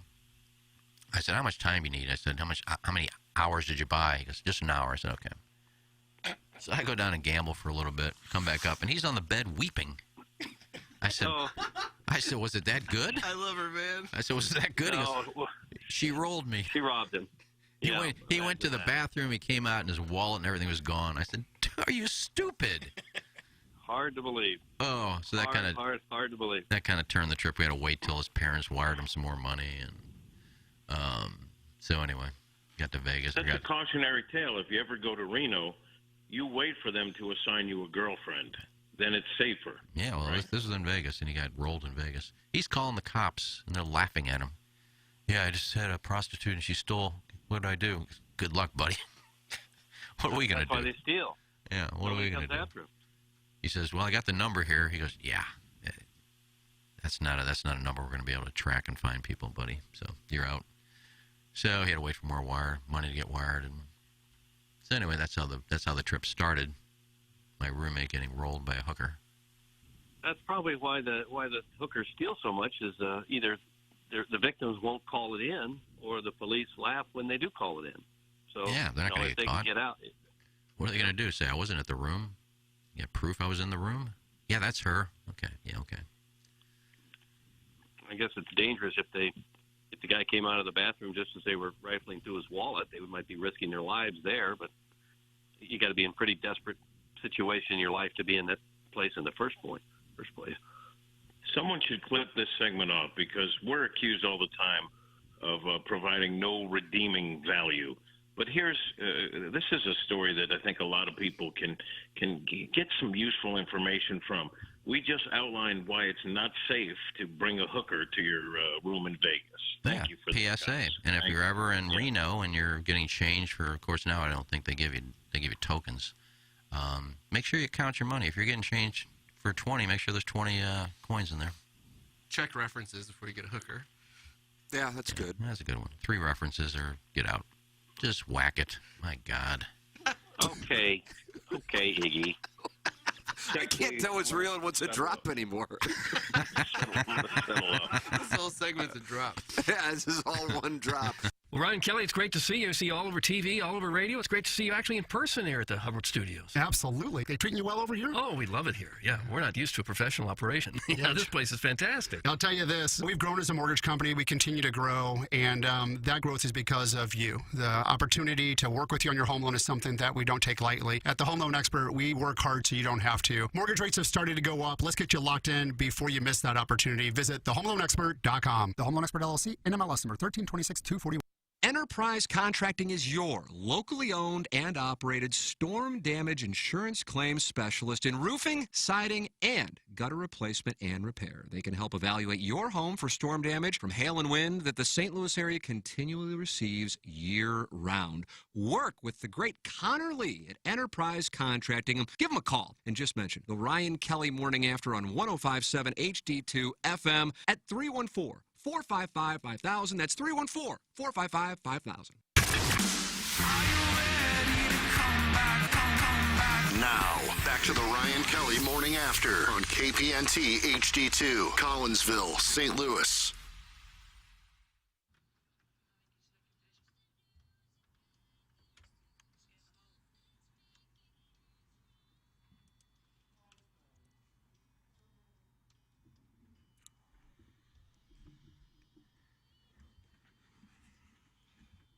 Ladies and gentlemen, Mr. William Gilman. Hello, Gilly.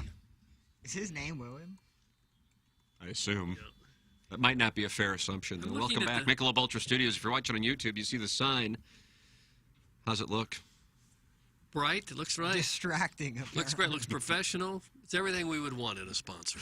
Appliance Discounters, the sponsor of the 8 o'clock hour. Michelob Ultra, the sponsor of our studios. And now they have put up a bright neon sign that you can see over the Plowhawk's head. And, Doug, it looks so lovely. 2.6 grams of carbs, 95 calories. The sponsor of the Dotem, the sponsor of the Fan Page Club Championship.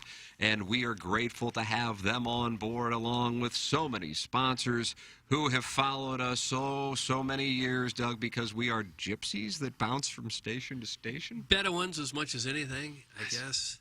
You know, we put sheets over our heads and shield us from the sun, and we just wander from desert outpost to outpost. Not really. Excuse me, sir? Not really. Yep.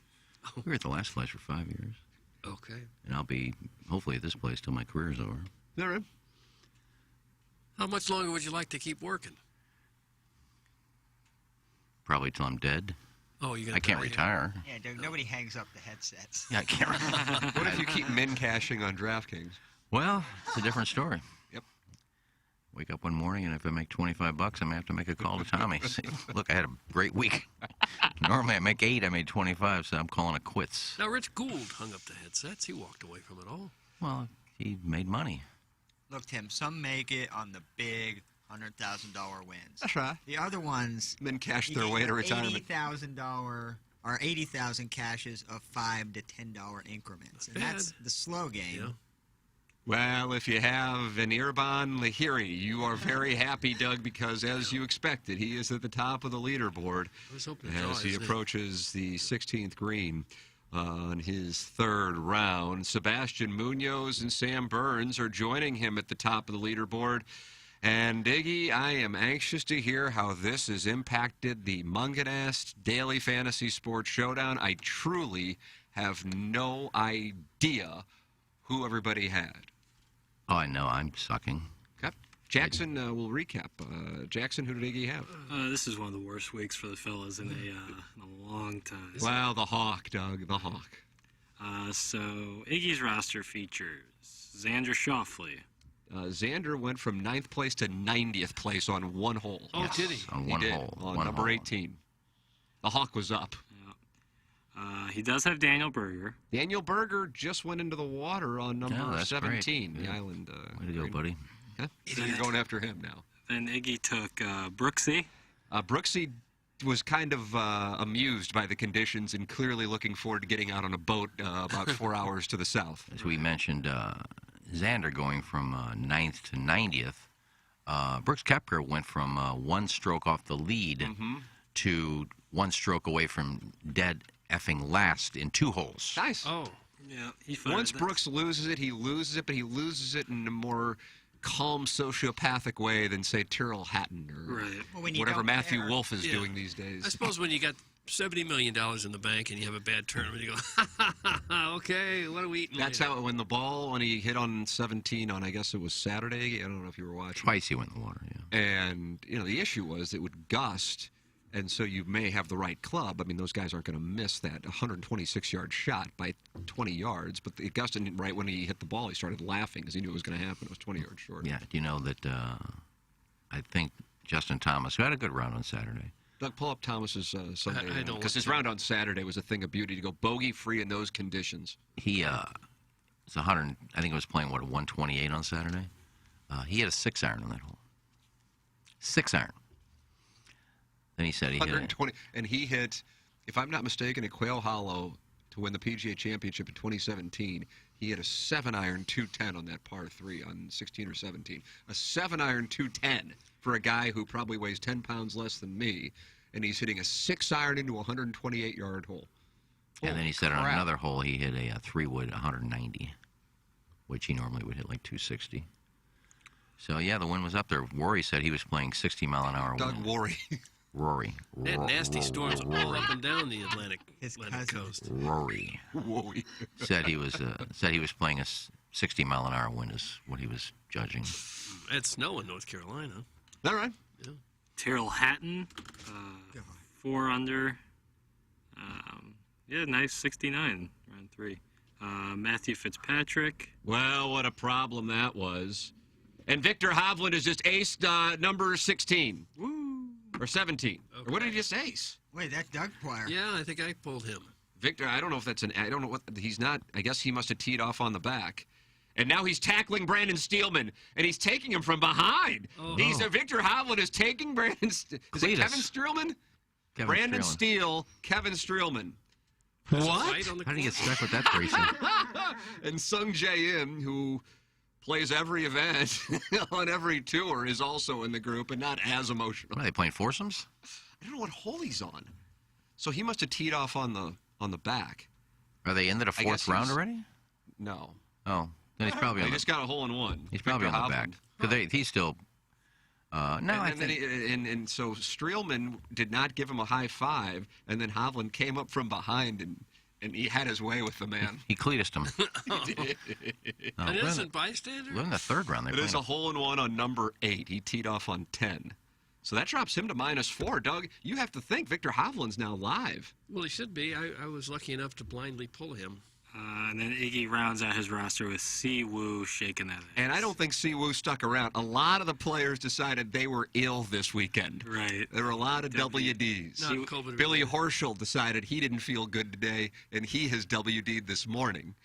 Right. Funny thing is that Si Woo, at the time he withdrew... Si Woo's about to take some shrapnel on the St. Louis HD2 station. It wouldn't have mattered to me, because I had 4 guys who missed the cut.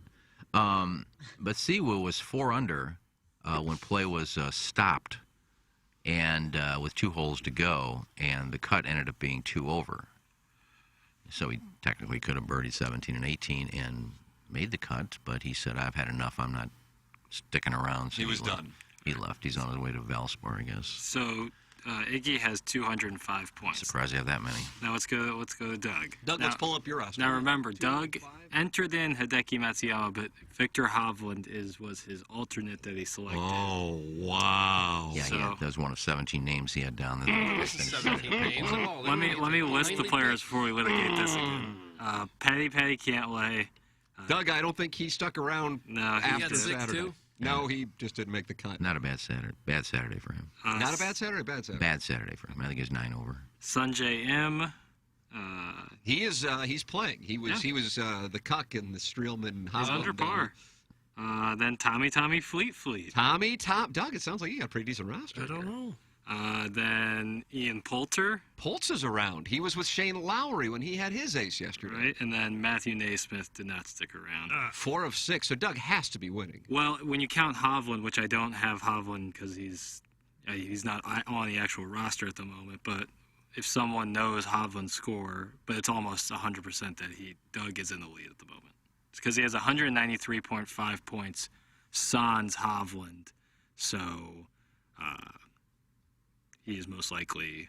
So that late pick is what's going to... It wasn't a late pick. It was a pick I had to make to get under the salary cap. Because Doug has 193.5 to your 205, so Hovland certainly has at least like 50 points. Well, how was Hovland get you under the cap? Hovland was like 10,800. How's that getting you under the cap? Well, I picked it's one of your highest priced players. I picked several names to get under the cap. And he was one of them that I had to set aside because he didn't do it. And Yeah, then just set him Matsuyama aside. bowed out. Hovland has and we said, 69 I points. get another player. So hold on, let me do some math. Let me check and see which player I want in here. I'll take Hovland. Hot takes. I'm already under protest. This is under protest? Figured you might. Do we have to contact Jamie Burkhardt? Does he have to review this? Jamie Burkhardt at Munganess, St. Louis Acura, We Alton agreed Toyota, to the rules sponsor before that ever started. of the Munganess Daily Fantasy Well, I didn't Sports agree to Show. that rule that Yes, you did. if a player withdraws and the tournament's already started, I get to pick 17 names and then pick and choose who I want to make my roster. Inaccurate. Doug has 262.5 points. 262. Yeah, without okay. Hovland, you're losing. Well, yeah, without 6 players, barely. And you got to pick yours. So Well, that's the way the game works, and you got to pick yours too. Out of No, I didn't. 17 names sitting on the saw me suspension log. blindly pick the Let's names. see. I got I got Why are him. you I stuck think I'll on the take him. 17 number? That's I picked like 3 other guys to try to get out of the cap. There was a whole mess of players on, There on weren't that a whole thing. mess of players. Because you kept picking and say, oh, he doesn't fit, he doesn't fit. Oh, let me put these together. Now, if I drop him, I can put him in. You're just picking and choosing from No, your... I dropped Matsuyama because he got knocked out of the tournament. Everyone Well, he decided, withdrew. oh, well, He he got hasn't knocked played out, yet. so. Pick another player. So I chose a player that I had blindly chosen. And then that didn't work for you, so you just kept picking and picking Not and the picking. case. Now you're lying And then- lying now. Slander. You gotta be I'm careful. over. It's I'm a over. slander. I'm over. So let me take him out. Can I put Hovland in? All right, I'll take him out too. I'll put Hovland in. I'll put him in. I can get Poulter in there. You just pick your roster. That's factually inaccurate. No, it's what you're not. saying is absolutely Go back a lie. and listen to the tape. Guys, We they should. hate Iggy in the YouTube chat. Thanks. That's from the bastard James Hahn. Let's drop by and see what the 332 Friends of the Feather, 18% of which are women, are currently active in the chat. I bet they're on my side. So rattled, go smoke a dart full zip. That's from Johnny Johnson. It's not full zip today. I got it undone a little bit. The selection was approved last week. Iggy is losing, and the pick is now becoming a problem. That's from the wedding tackle. Iggy is arguing with himself while Tim is trying to run point. That's from the wedding tackle. Did I just hear somebody say, "Whoa-y McElroy"? Rory. Yeah, Rory. That's from Cheeky Valentino. It's a hard name to say. I said Rory. Did he Rory. say there are 60-mile-an-hour winds? I said Rory played it like it was 60 miles an hour. Go check his quote. I know more about JFK than I do about sports. Oh, wow. No, Rory said on one hole, he says, we played a 60-mile-an-hour wind for our club selection. That's what he said. That's the Hawk. Yeah, so I was just going by what he said. I wasn't out there playing. I didn't Doug, watch will you it. count this as a win? Absolutely, I will. Yeah, I'll count it. I'll give it to him. It's wow. it's on a protest, but it's a win. Well, it's not over yet. No, well, he's got 4 players to my 2. That's right. So I can't possibly win. It could be the biggest trouncing you've taken in a while, especially since you get to do research and pick Well, your so player. did you this week. No, I didn't. Kind of like. Well, if you would have played it the way, and I don't care because I want you to make money for the charity too. He won't. No, he won't. Neither of us will. But the fact is that you had a player that withdrew, and the tournament had already started. But he hadn't started. Well, that's beside the point. You couldn't put a new roster in DraftKings. That's what we're playing on DraftKings. You couldn't put a new roster in DraftKings. No, we won't win. So you're stuck with that We roster. won't win money for DraftKings, but the game between you and I is more fair if we both get 6 players to start. Well, you did. Too bad your guy withdrew 9 minutes before his tee time. Yeah, but I was Why able don't to you get yell at another one, him? Hovland, that I also picked blindly. Yeah, you picked Hovland as he sat on your suspension log till you got him in there. I gotta tell you, I got one roster this week that had 6 out of 6. And like I said, the field had 3%. So 3 out of 100 rosters. You know, and how many rosters were submitted in the Millionaire? What are there, 250,000 or something like that, or 150,000? Got 6 out of 6 through. And I got one that's the one that has all 6 is live. Got Munoz on that one. Munoz, Bradley, Knox, Neiman, Johnson, and Rahm. Doug, if I win the million, now keep in mind I'll only have 10% of it, but still that's 100,000, and maybe I'll net. What do you say, 67 of that? I don't know. Well, I think one of those are in the top 10, so you're going to need a big 4th round by your. What? I think one of those players is in the top 10, Munoz. If I'm not He's tied for the lead. So yeah, you're going to need 3 or 4 of those other guys to jump into the top 10. Well, Dustin Johnson's clearly on the Brooks Koepka boat plan, which is very surprising because both those guys play with a lot of fire.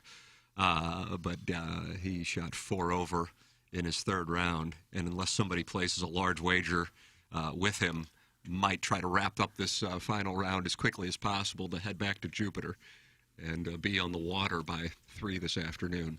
And he might fire up a 77 or something along those lines, although the conditions are pretty tepid at the moment. But yeah, Munoz is tied for the lead with Lahiri and Burns. Casey and Hoagie, 1 stroke back at 7 under, and Harold Varner III is also a stroke back at 7 under. And Doug, he is currently in the fairway at 14. Okay, and here comes Hovsey. And Victor Hovland, fresh off the ace. And then he took Kevin Streelman. He took him. What do you mean he took him? Which is an extra 8 points in DraftKings. That's correct. If you take your playing partner, you get 8 points. So if you have Victor Hovland, that should really help. And Doug does, even though it's being played under protest. He was imitating that. Who's the guy that's playing sex with all the senior players? Madison Hedgecock. What about Skip Schumacher? He used to fist? Iggy, yeah, that's correct. Kyle Oesch. Iggy Knox is tied for 7th. All right, well, he's on my team. Well, I haven't looked at the leaderboard since yesterday, so... How does DraftKings handle... I mean, it's a tournament, and you just play it how it is, but with the withdrawals and the leaderboard how you just are screwed. I mean, I had a lot of Horschel. I had a decent amount of List. Lucky I didn't have a lot of Matsuyama. Matsuyama was a killer. And who was the other one who WD'd that it was big time owned? It was a 20%er, I thought, or close Matsuyama to it. Was close. Julius Burrows bowed out. Julius Burrows, that's correct. Wasn't it List? Let me see who the Luke List did bow out. Let me see what. Gabe Brewer said he'd had enough. Does the winning roster have Lahiri? Let's see. Romberger, Lowry, Burns, Casey, Munoz. Wow, that's a good roster. I would have said that's a good roster before the week started. Yeah, I would say. Because it's sharp. Lahiri's probably under 1%. It's 52, 60. Yeah, it's less than 70% combined ownership. Yeah, the Munoz play is the one that's the key because he's got a low floor but a super high ceiling, and he can kind of blow up himself. Doug, I'll say Sam Burns is going to wind up winning this tournament. What do you think? Okay, all right. I'll say Paul Casey. Paul Casey with a birdie putt on 15, and Doug just never really had it, so he will remain at 7 under. He cost me money last week. Hold him accountable. I missed cashing by, I think, 4 points last week, and Paul Casey on the weekend shot 20 over par. Did you let him know about it at all? 20. I let him know by not playing on this week. Look what it did for me. Yeah. Guys, if the tour heard all y'all's coverage of the Monday finishes, do you think they'd change most tournaments to Friday starts? P. Flawless, honestly, the horny banker. No, I think they're pretty comfortable with the way it goes right now. Well, people weren't happy with my take on this tournament over the weekend because I was banty, not just because of my team sucked, but and Skip Berkman and I were going kind of back and forth on Facebook, and I get where he's saying no balls moved on the green, although Keegan Bradley's did, and it cost him 2 strokes. And because him and his playing partners thought the rule was as long as you mark it, if the ball moves on the green, it's fine because you've already marked your ball. And they all thought that was the rule because his playing partner said, no, you're cool. You already marked the ball, so you don't have to put it back. Well, the PGA said, no, you should have moved it back. That's 2-stroke penalty. So the ball did move on the green. The winds were affecting it. Well, if you mark your ball, don't you pick up the ball? Yeah, but before he picked it up, it rolled. The wind hit it and it moved a little bit. Oscillate? Yeah, it kind of moved a little bit. So while he's marking it, it moved. He had marked it already. He put the coin behind the ball, and before he could pick up the ball, it moved.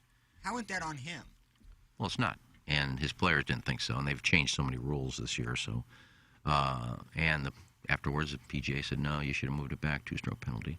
So the ball did move, so the wind was affecting it. It's not like they're rolling all over the place. But the fact is that, you try to make it fair for everybody. Granted, you're going to have some tournaments where, we had to play in the rain, and then the rain stopped, and they didn't have to play in the rain. But, I mean, the afternoon groups had to play in pouring down rain the first round, which got canceled. Then they had to come back, canceled again. Then they had to come back in 60-mile-an-hour gust. And then the people that played in the morning came out the next day and it was pretty much calm. So, and they knew that weather. They saw that weather on Wednesday and said, they've said all along, well, we knew we were going to get this. We knew the kind of waves we had coming. So you knew that. After what you had on Saturday, I say you just pull everybody off the course, say, look, this sucks. We're playing 36 holes. I know it's our biggest tournament of the year for the PGA, but it's just not fair. So 36 holes, Sunday and Monday is supposed to be nice. 36 holes, and we make it a 36-hole tournament. We take it from there, and we crown a winner. That's what they should have done. That was my take. Nobody agreed with that, but and you can say, well, they all had to play it. No, they didn't all have to play the same course. It wasn't the same course. Doug, do you say rub of the green? Sometimes I will say rub of the green. Yeah, Jay didn't agree with me, and I get it, and Skip didn't agree with me. Well, I think both Jennings and Skip's perspective was this was based on your DraftKings teams not doing well. I think so. No, it's based on, I love the Players' Championship. I love watching it. I love to see the cream rise to the top. So you wouldn't have had this complaint if your players would have gotten through? But I still have the complaint. Okay. All right. Then, Doug, you have to respect the man. He's a man of principle. I said it had nothing to do. I even replied to one guy on DraftKings. Listen, by the way, this has nothing to do with my DraftKings team. No. It has to do with, the guys that and Tim brought it up. When you have a player like Xander Schauffele go from 9th to 90th in one hole, and a guy from Koepka go from one stroke off the lead to one stroke away from last in 2 holes, it's not fair. There's something wrong. And then the guys come out the next day on Sunday and pretty calm conditions, and they're shooting under par. I mean, I think the first day, the morning wave, I think was 68 under par, and then the afternoon wave is 280 over par. You think that's fair? Weather conditions have always been a big factor in golf. It has, but not to this extent where one group of players who teed off one time have a 400 stroke advantage over the afternoon players. 400. Well, 268 to 68 over, so 330. I mean, that's just stupid. I believe it mattered 3.5 strokes was the average from those who teed off early Thursday and had the late Friday tee time versus the late Thursday, early Friday tee time. 17 played over par. If it was a par 4, it played over par. Skip Berkmeyer, who is the second best amateur player in St. Louis, next to you. Thank you. Says, dying on the vine of a horrible take. God love him. I don't think it's a horrible take. It's my take. It's your take because your players have failed. Again, Doug, you think it's rooted in DraftKings? Again, I said it has nothing to do with DraftKings. It has everything to do No, with I love watching this tournament. I had no interest in watching this tournament with the leaderboard up there because those guys on the leaderboard played in the morning on Thursday. That's the way it goes Abraham sometimes. Lahiri. Rub of the green. Rub of the green is what I've always This said. tournament is becoming stupid. I mean, I'm kind of with Iggy on it. That a boy. You can die with me. Well, I'm not saying fair or unfair. I realize weather is a factor. Well, sure it involved. is, We deal yeah. with it, but those numbers are insane. Bow your neck and adjust. How about that? But it wasn't just one day. It was 2 days. I could see in tournaments where, hey, we got screwed. We had to play through this constant drizzle, then it cleared up in the afternoon. Fine. That'll do it. But 2 days. All right, that's enough. You had to play the afternoon torrential downpour. Then you had to play the wind. We've heard this complaining for a long time. Well, why don't you get in on the conversation and give me your thoughts? Let him play. Let him play. Well, they did play. It took them 3 days to get through one round, but they got through it. All right. I'm not sure they finished it. Stop it, bro. I wish it would rain now and they have to go to Tuesday. Rain in the forecast tomorrow. Yeah, so they'd probably have to wait till Wednesday. Doug, this thing could be played in darkness tonight. It really could If there's a playoff, being played in darkness. If there's a playoff, they won't get through it, and they'll have to come back Tuesday. Then it'll rain all day, and they can have those 2 or 3 players wait till Wednesday. Well, where do they have to be next week? Valspar. Tampa. That's not too far. How long of a drive? Oh, Jackson's They'll taking a make phone. How long of a drive is Jacksonville to Tampa? I'm guessing 3.5. Yeah, something in that area. Not far. A friend of the show and my tag team partner, Michael Wellington, played with Lahiri last year, just down in Jupiter. I mean, he was just kind of bouncing around, trying to get on events. And I remember when we were down there, and Wellington's like, "Yeah, I played with Lahiri." I go, "God, what's he doing? He's trying to just qualify for events." And here he is. He is the leader at the Players, and he is 19 holes away from, I think it's $3 million. First place is $3 million because it's a $20 million prize pool. Well, that'd be sweet. And a 5-year exemption, which would be huge for him. Yeah. I guess he kept his card last year. I guess he finished in the top 125. Caller Adam has thoughts on Players. No. This guy is on the course right now. Good morning, Caller Adam. No. It was my birthday was yesterday. Jackie's birthday was yesterday. Darren, is your birthday today? Correct. Well, 2 of those we care about. Bunch of Pisces up in this thing. That's right. Got a fish in the sea. No. Okay. Doug, can I talk to you real quick? Real quick. I'm not I know taking a lot of questions. we have history, right? And it's fine. It's fine. History's good. But I want to squash all that because I read that article about KMOV moving out to the county, right? And I know you probably can't talk about it, but I'm going to make you talk about it. There are a lot of good locations around Pasadena Hills. There's a building called Super Dollar Buster, and it's a piece of crap. And you could buy it for nothing. And if you wiped it out and you put KMOV where the people are, right? We're talking Natural Bridge, Lucas, and Hunt. Right there, you could have a headquarters, right? And there's a bunch of parking. There's no traffic. And you could move to Pasadena Hills. You can move the Vaughn family to Pasadena Hills. There's houses for sale. There's one on my street. What do you think? Yeah, I think that's definitely an option. I'm sure they will look at it. Is there any way you could let them know? Do you know anyone that works there? No, I don't know anyone that works there. This is a decision that will be made by the ownership, Gray Media Group. You have no pull? You've been there like 30 years. Believe it or not, they did not call and ask a part-time employee what he thinks of the move and where they ought to go. Just think. Instead of like these like weird meetups in parking garages, you just bend me over in my driveway. Okay, that's enough. Put him down. Put him down. Get off this station. Another great call by Adam. I thought that was pretty good. You getting potted down, Plowsy? Yeah. Okay. Your Sneezing is pleasing. Thank you, bud. Your company will have fun in Maryland Heights. It'll be fine. Great community. Yeah.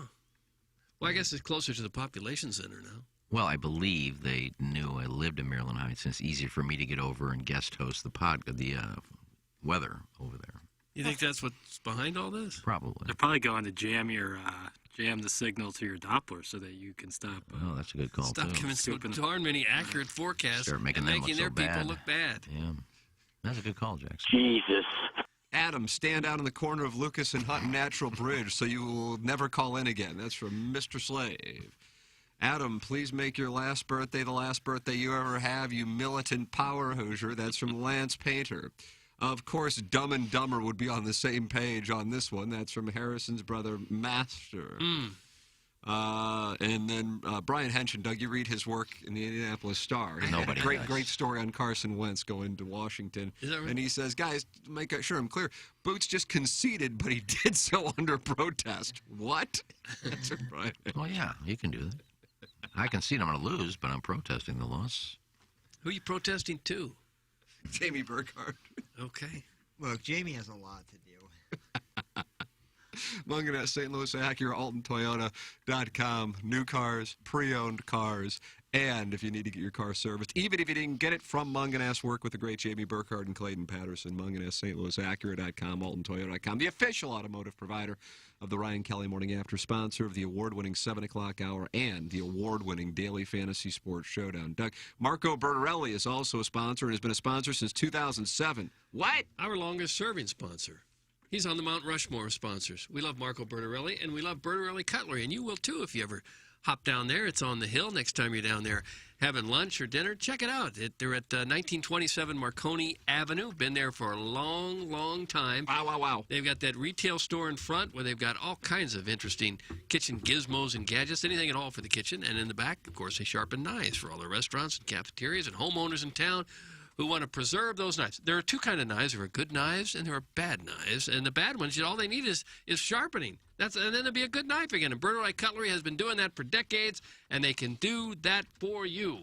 They've got master knife sharpeners who work there. Many, many years they've been doing this. And you'll be saying, hey, I didn't need to buy new. My knives are great here. Look what Bertorelli's done. And heaven forbid you do need a new knife. They've got a wide selection there, including those Wusthof knives. Here's their phone number. I'll give that now.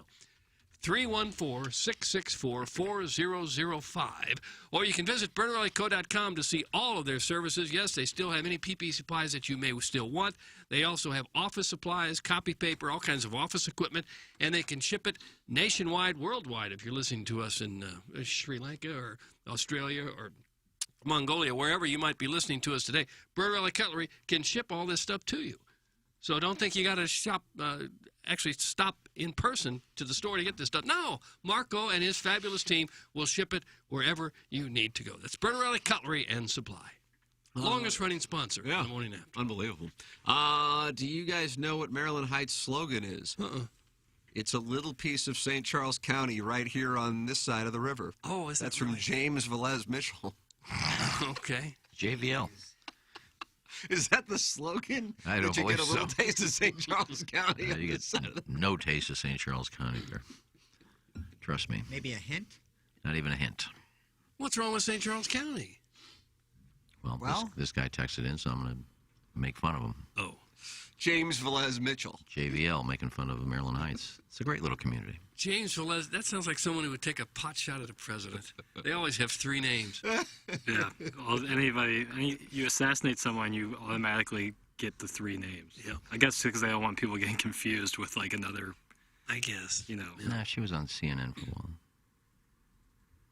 No, Jane Velez. Jane Velez Mitchell. Yeah, I Right. gave her all the Casey Anthony info. This is James. Oh, I don't know, James Velez Mitchell. Yeah, now she's doing like videos on killing animals and things. Oh, that's. Well, I mean, she's into that. Yeah, she's into like the vegan lifestyle, and she doesn't believe in killing animals. I get it. That's fine. I like meat. What about meat substitute? No. You ever had an Impossible Burger? Pretty good. No. Tastes I'll tell like you what. tastes like beef. Turkey burgers are fire. They're good. That's meat. What treat are you going to have for your birthday dinner, bro? Yeah, good question. You know, what I really wanted was Carl's Drive. Oh, but it's great closed call. on Munsman. The Monday, you know. That stings. It's a tough one. But I actually, the funny thing is, Madison sent me a $20 Steve's hot dog gift card. Oh, Yeah, that's right. the Dotem. I know. It's a sore subject, but Get that mac and cheese dog, I bro. think that's what I'm going with. Yeah. For your birthday, you're going to celebrate and have a Frankfurter? Maybe 2. Maybe I'll get a chili cheese dog. Oh, yeah. Delicious. So, I had chili probably brat last night. Yeah. I'm low key, so I wouldn't mind, cooking some burgers at home even. Yeah. It's hot dog season. I really do love hot dogs and brats, man. You love hot dogs? I do. I'm a sucker for that. It's almost grilling season. Coming right up. I may grill Wednesday or Thursday. We're going to play golf Wednesday and Thursday. Oh, really? Yeah. Plowsy and I are going to get on. Jackson, if you're here all day. You and Tim are here all day. I can't ask you anymore. If I can, if I get stuff done, I'll come out there and show you boys a thing or two. A little free lesson. Normandy? Yeah, it's a good location to where we're at too, so we can go to Normandy. Well, we got to shoot some video for the upcoming Dotem hole preview with all the hole sponsorships, and then there's a gentleman who's going to bring his drone out, Doug. Oh, wow, that'll be cool. And so that'll allow the patrons to kind of get a look at each hole on the property. We can do some video. I mean, it's pretty easy for me and Iggy to pop out our phone and mess around. But I think Tim's talking about, I'm sorry, Doug. I think Tim's talking about professional video where Well, we're going to use our phones. preview But, every hole and things like that. Yeah. Well, Doug, for example, let's take a look at number 10 here. You'll have St. Charles Rock Road on your left. And really, if you can, you want to run that tee shot up the right side, catch a speed slot, and then that ball is going to shoot down the fairway and bring reaching into play, whereas a lot of players, and Iggy being one of them, just are forced to lay up and play a difficult par 4, more like a par 5, and not bring that creek into play. Iggy, your approach? Yeah, that's what I usually do. I hit it up the right side, and then no matter where I am, it's just a punch 7-iron No one knows what you're talking to about. the top of the hill, right side of the fairway, and it takes that slot and runs down toward the left where you got little flip wedge in there. Okay. What percentage of people listening have any idea what number 10 on Normandy Well, I just told him, Tim and I just told you what 10 is, so they have no reason not to know what it is. When Iggy Cletus and I played last week, there was Sunday pin placement on 10. Yeah, it was a championship. It was right in front, so you couldn't. You had to pull it long, and if you didn't hit that, that slope, you're talking at least a 2, potentially 3 putt. But you put so much sauce on the ball, Plowhawk, that you can yo-yo that hoe right back to the front pin position. I think how I played that last time was shank it to the right, then a little dribbler, you're still in the right rough, and then so it's a double layup. Well and then played, double sir. layup. Then you finally get it down there in the fairway, chunk one, and then 3 putts. So take your 9 and be happy. Not everyone could play that whole how I played it. Yeah. Only Scotty Scheffler, I think, could only. I believe if replicate that. if indeed we get a drone and get aerial coverage of each hole as a preview, on each hole, it should be spot the cucking. And somewhere in the woods or in the rough, there's a cuck situation going on somewhere, and you can look for that and see if you can spot Doug, I am 100% ready to make a book, a pop-up, like visual imagery of that. You could do that. We need 3 guys out there, 3 guys on each hole, and they'll go to different locations, and there'll be different cuck situations. And as you watch the digital drone video, you must spot the cucking. Digital's in play? Right. I think chunk it, then 3-putt should be the official slogan for the Fan Page Club Championship. And that is exactly how I played 10, and so we can get video of that. Now, last week I went for it. I had a pretty good drive, and I actually tried to hit 3-wood, and I thought it was good. We just couldn't find the ball. We could not find that ball to save our Then it probably went in the creek. No, what about the cemetery? It carried the it's creek. just off the backside of the creek. It carried the creek. It was like right of the green. And it should have been right there. Well, doesn't the creek run to the What are the right? cemetery rules?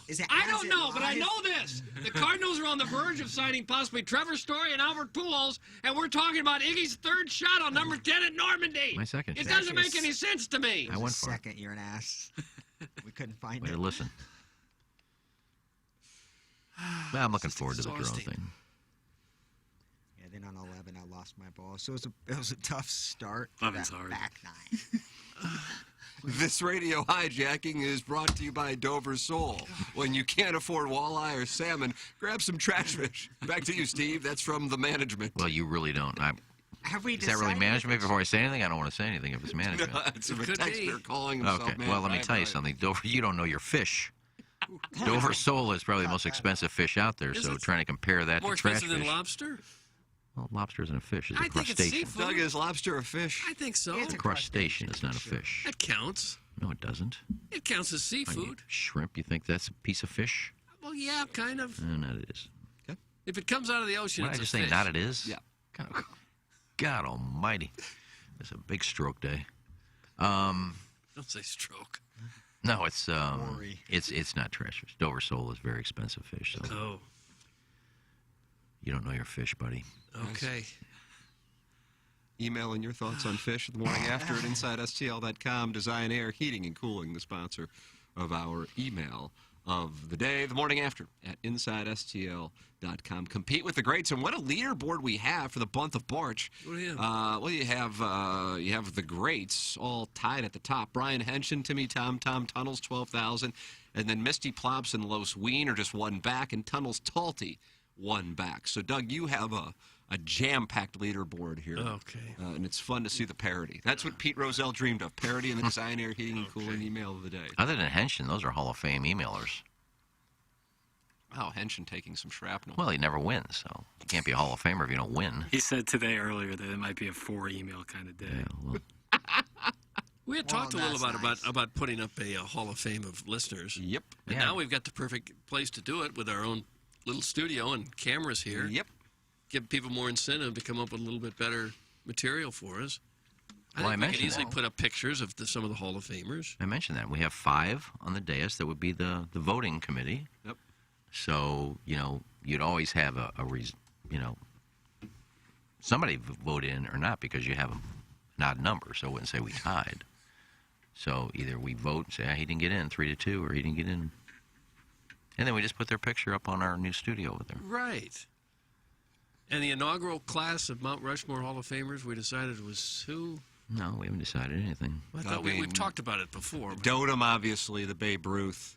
Larry Nickel. Mike Lee.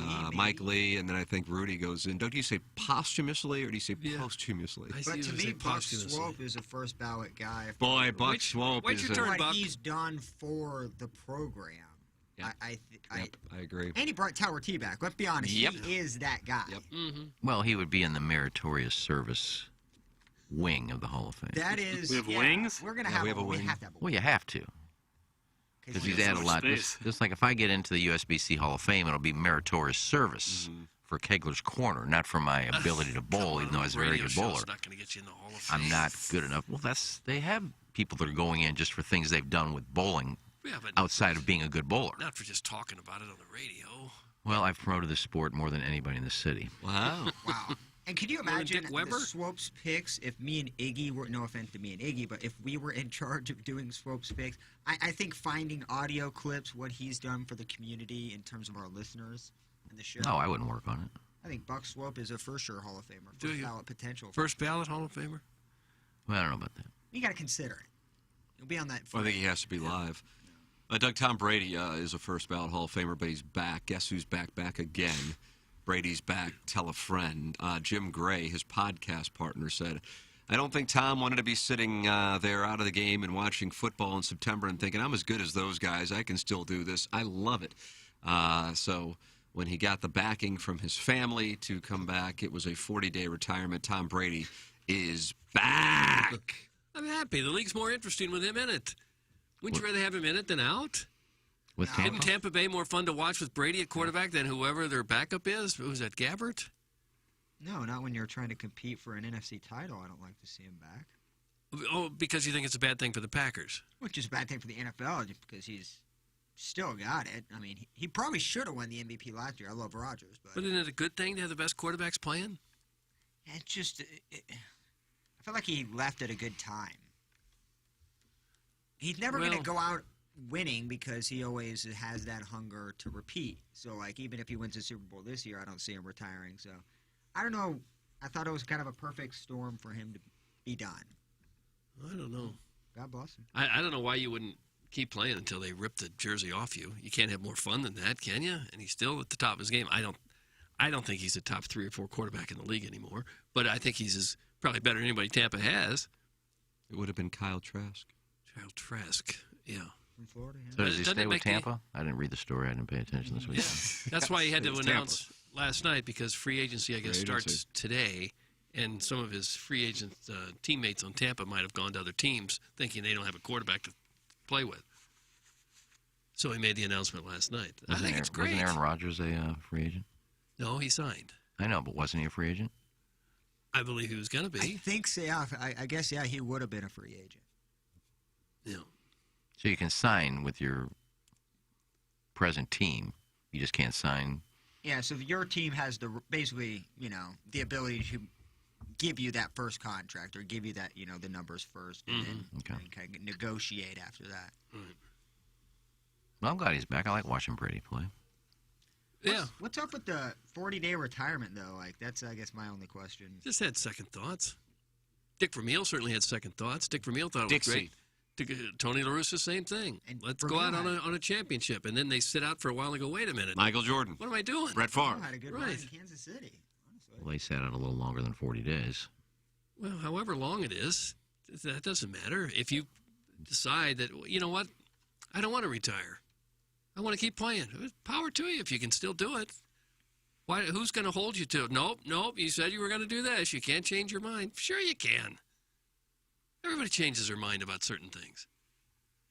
Yeah, I just say he didn't wait very long till after the Super Bowl to make his decision after that article came out that he was retiring. That's what I'm like a week later, he made the announcement. If you really weren't sure, just there's plenty of time. I'm just going to hang out for a while and see how I feel. Not that quickly. Well, at the end of the year, he was probably... my off season has been 2 weeks. I'm bored. I'm coming back. Yeah.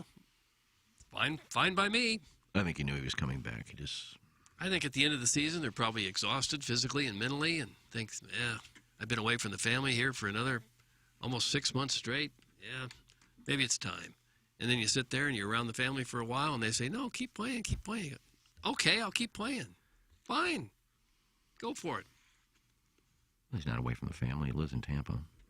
Well, it's been away from spending a lot of time with him. I'm sure he spent 8 to 10 hours a day at the Tampa facility. Not like being home with him all the time. Rodgers was not a free agent. He had a year left. That's from the fake angry old guy. Did he?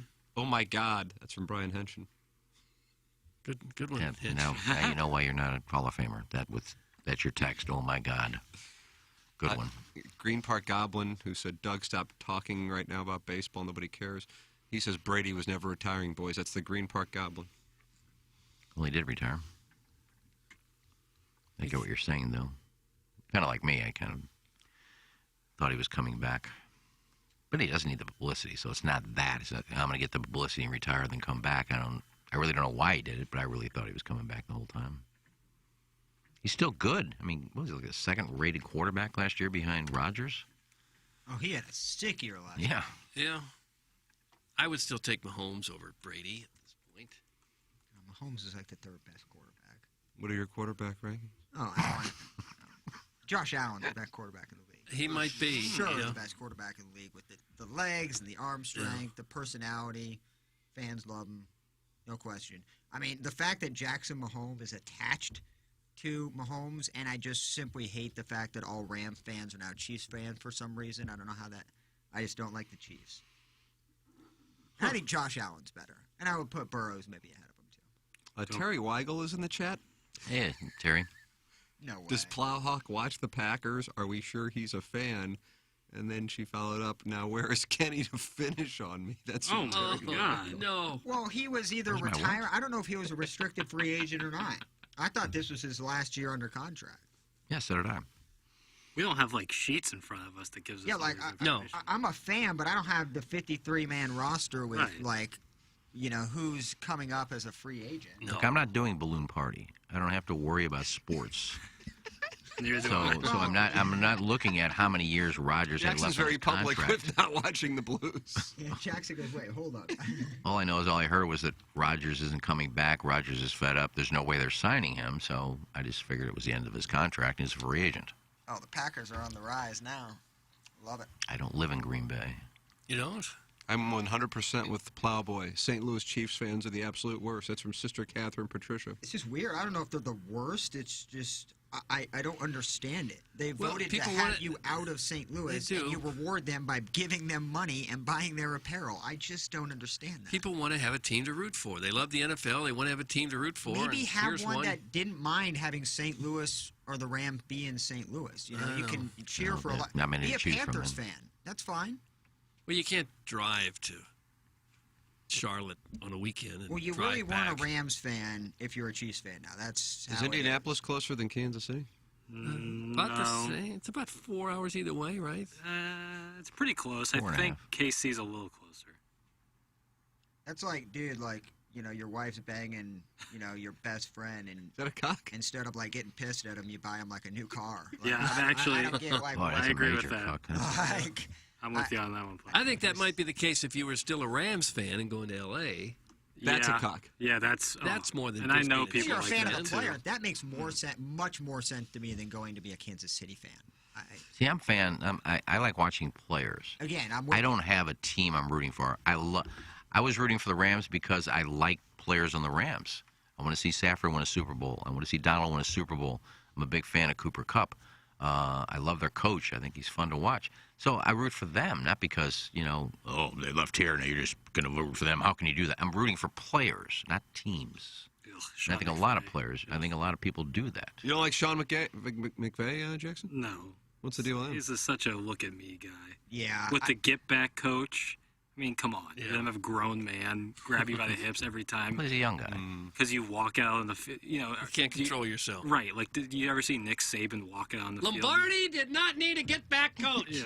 Tom Landry did not need. Don Shula, you kidding me? You're going to grab Don Shula and say get-back coach? He'd have killed you. McVay's like the guy who has like one beer and 2 rum and cokes and, like, you know, puts his head through a wall acting like he's wasted. Like, that's kind of his personality. He must know what he's doing, though. Like, No, I'm sure he's a nice guy, but it's such a look-at-me move to have that get-back coach. Yeah. Maybe he's just a young guy that's having fun out there, and he's, you know, not really paying attention what he's doing on the field. He's just running out. Bill Walsh did not need a get-back coach. McVay, I've never seen a picture of McVay without. What about Woody Hayes? Woody Hayes did not. He would. Someone would intercept the pass, and he would thumb thrust him right in the neck. You don't intercept one of our passes, young man. That's what I'm talking about. Could use a get back. Yeah, we need more guys. We need more coaches hurling punches at amateur athletes. Imagine you're the Clemson linebacker who intercepts the ball. You get tackled at the sideline, and you got Woody Hayes punching you in the throat. They'll teach you. Did they give him a touchdown on that? No, but I think that was the end of Woody Hayes' career. Well, it was, but I figured he would have scored. Well, I think he got tackled. He was just on the landed right in sidelines. front of Woody Hayes. Yeah. Oh, I thought he was running on the sideline. Woody Hayes just reached out and punched him. No, The guy no, got he's tackled. running. The guy got tackled at Woody Impressive. Hayes' feet, basically, as I remember it. Yeah, and then Woody Hayes reared back and fired one right into his neck. Yep. That's up there. How much do you have to lose it before you're punching someone on the other team? That's in up the throat. That's up there with Pedro Martinez hurling Don Zimmer across the I don't think so. 2003 ALCS. Because Zimmer went at Pedro. What was he supposed to do? He just kind of went Well, he was like away 75 years old. I know, but you can't just sit there and let the guy tackle you. Yeah, but it's Don Zimmer. Just like, shoo him away. You don't need to He did throw shoo him across away. the That's kind of field. what he did. He He just just kind of shooed him said, away. no, not here. Don't go after me. And Zimmer just kind of stumbled and fell. That was on Don Zimmer. All he did was he just like olayed him, and he just fell down. He just fell like a stone. Yeah. Just boink. Pedro probably was a bad bad idea for spot there. Zimsy. I don't know what else he was supposed to do there. Well, McVay, no good. Okay. Good or bad coaches you have at that website also? Thinking about it. Thinking about making that move. Drink good. Okay. McVay, bad. Plowk, do you God agree with that? almighty. Do you agree with that, Oh, Frank? Drink's an up-and-comer. I told you, he probably in line for that basketball job, too. Plowhawk thinks It he might could do save both him basketball a lot of money. and... There are high school coaches who coach multiple sports. I wonder if Drinkwitz could do that at Mizzou. Instead of getting a $4 or $5 million guy, you just add $2.5 million onto Drink's current salary. Makes sense. And you got yourself a multi-facet, recruiting machine. Yeah. So he can do more of the celebrations he did, like this year on the sidelines. Yeah, you're going to have to get a sponsorship with Caterpillar because he's going to need more dump trucks. He's going to need more machinery to, recruit both basketball and football. But I think that is an option that, they should be looking at. I haven't seen it on Gabe's board. No. I would love to see Gabe's just immediate reaction if you just asked him that question seriously. Do you think Drink could double dip? He would just quietly leave the room. When we get around to it, I have a confession to make. Ooh. I have another entry in our little sketch that we call "Good Lord, these olds."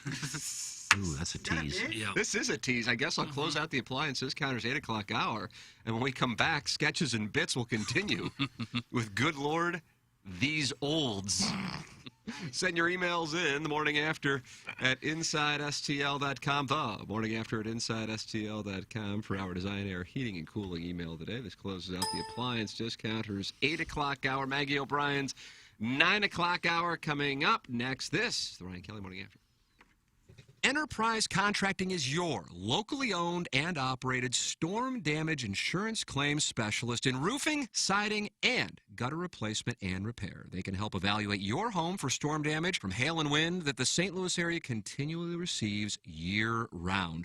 Work with the great Connor Lee at Enterprise Contracting. Give them a call and just mention the Ryan Kelly Morning After on 105.7 HD2 FM at 314-455-5000. That's 314-455-5000. Cuts of the Week are brought to you by Bertarelli Cutlery. Visit them on the Hill or online at bertarellico.com. Cut 1. I got a situation. I have to take a massive poop. Right now? Right now? I am in a Who spot. announces that on the radio? Well, I'm in a job where during a break I have to be back within like a 5-minute period. We'll make it efficient. No, I'll do it when you guys get back on. Well, if you got to go, sweet Prince, I don't want you to. You're not going to have an accident now. I can hold it. We just won't call for a drop or anything for the next 10 minutes. I'll come in there, Flossie. Yeah, we're going to Doug. It's the first time in the 18 years of the show that a gentleman has to excuse himself. You're going to take something to read? Well, I have to go to the Hollister bathroom to take a giant dump. Boy, what if somebody's in there? Well, then, Get God yourself bless them. regular, man. If they're listening, I would, get your exit strategy now because it is going to be a bomb. Doug, I usually go right by there at 9 o'clock to get my protein shake, and now I'm going to have to hesitate. Here comes Jackson. You talking about the single bathroom right there? No. Okay, can I use that one? Jackson tagging in. You'll notice him and Doug are wearing the same thing. This is an emergency situation. He's running. He's going to the other bathroom. He's got a prairie dog. Oh, like people taking shots at Jackson. Do you really? You got to go again? Get yourself ready. He's jumping up and down, Doug. He's jumping up and down. JV golf coach. He wants us out of here I quickly. can smell it. Did you break wind? Oh, I farted. Open up the door! Open up the door! Dutch oven. God bless him. It is a Dutch oven right now. I'm sorry. Put a mask on. Pick a damn emailer. Go. Were you picked? Yeah, I did. I'm talking to Iggy. I'll go Kevin Miller. I pick whatever Doug picked. JV That's golf it. coach. Ryan Kelly, Morning After. Bye. Cut 2. There's gratuity in the check already. But they would give me extra if I did, and some of the other waiters weren't getting that. So at the end of the week, I could make an extra $300, $400, $500 just in side tips when the other waiters, well, he's making all the tips. Well, I'm doing all the flambés. I sell the flambés. Like, hey, have you guys tried the Cherries Jubilee? Because I know they're going to tip me. You guys don't want to work. So then they wanted to, well, let's pool all of our side tips. And I said, I'm not doing that. Plus, I'm the shop steward. I make the rules, so we're not doing that. Oh, brother. You're throwing your weight around. I will say, it got to my head. The power got to my head a little bit. That surprises me. The power of the flambe. No, the power of being the shop steward kind of got to my head. I got kind of a big head. You're like Christopher Moltisanti in Sopranos. Well, what I said went. We took all the money away from the management, like the maitre d' and assistant maitre d', and they said, you're not getting any of our money. You don't do anything. So I took all of that away from him, and we went from making like $300 a week to $1,000 a week. Well, okay. Because we were taking all their money.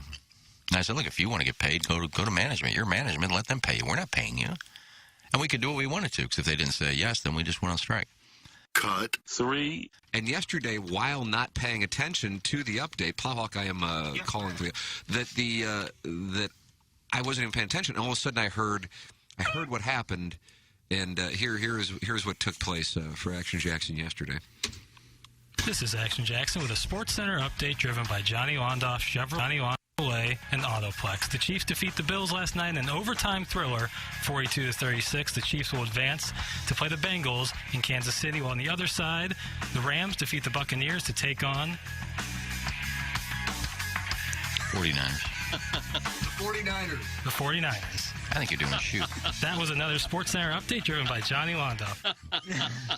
You got it. That's great. I think you're doing a thing now. He needs to do that on every update, just to keep the listener involved and thinking 49ers. Him just off the air. Hey. I looked over because the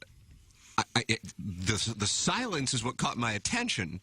And then I looked over, and I saw this look on Jackson, and Doug, it looked like a gentleman who was drowning. And he had this look. For those of you who went to the University of Missouri and ever watched a KOMU newscast, and you saw somebody do their first live shot, and they were petrified when they went to them, and then they immediately changed to majors. Cut. I'll leave it at the 4. I'm blessed to have a lot of matted tufts on my man region. Jack is home. Hello, Jack. It is thick. It's dense. It's itchy. Come here, Jack. But the thing is, in a survival situation, I have the upper hand because I'm able to start a fire. Keep you warm? That's because correct. it's the same as kindling. Listen, yeah. I mean, his pubis is kindling. I don't know. When somebody that's shaved like a porpoise, gets kind of stranded out in the middle of nowhere, how are they going to start a fire? That's correct. Hair burns so quickly, I don't know that it'll start the Yes, But it'll start the fire. Yes, it's the fire starter. Come on, Doug. You get one little spark. Like if I am in like a humid area, I'm kind of worried about self-combustion. You're saying literally there's flames coming off of this hair?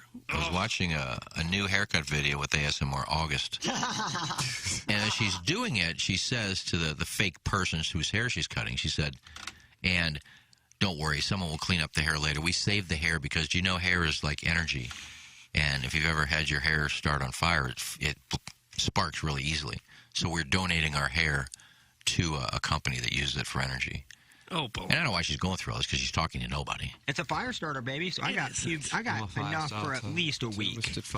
Really, if you were stranded somewhere, you could keep a fire going for a week based on the tufts of your nether region. Cut 5. Why is Missouri going to put you into Missouri Sports Hall of Fame? I don't know. I've been doing it for 30 years. I'm pretty good at what I was doing. Well, a lot of people have just stuck around for a long time. No, I was the best at what I did for a very long time. I know. All right. Well, there wasn't a producer in the city that could touch me. Where are my oven mitts? You don't know how I got some of these guests. And how I got phone numbers from. I got phone numbers that nobody else could get. So you're going to go in based on phone numbers? Well, that's how you get guests on. I once got David Copay on the air. You remember David Copay? No. And this is probably unethical what I did back then. I wouldn't do it now. But back then, I would do almost anything to get a guest on. I said, okay, I just want to thank you because, I'm in sports radio. I have to go talk to all these athletes. I'm around all these jocks all day long. And as a gay gentleman, it's hard for me to deal with that. And because of your article, I've been able to do that. He goes, oh, glad I helped. When can I come on? I pretended I was gay to get David Copay on. Cut 6. Mourn.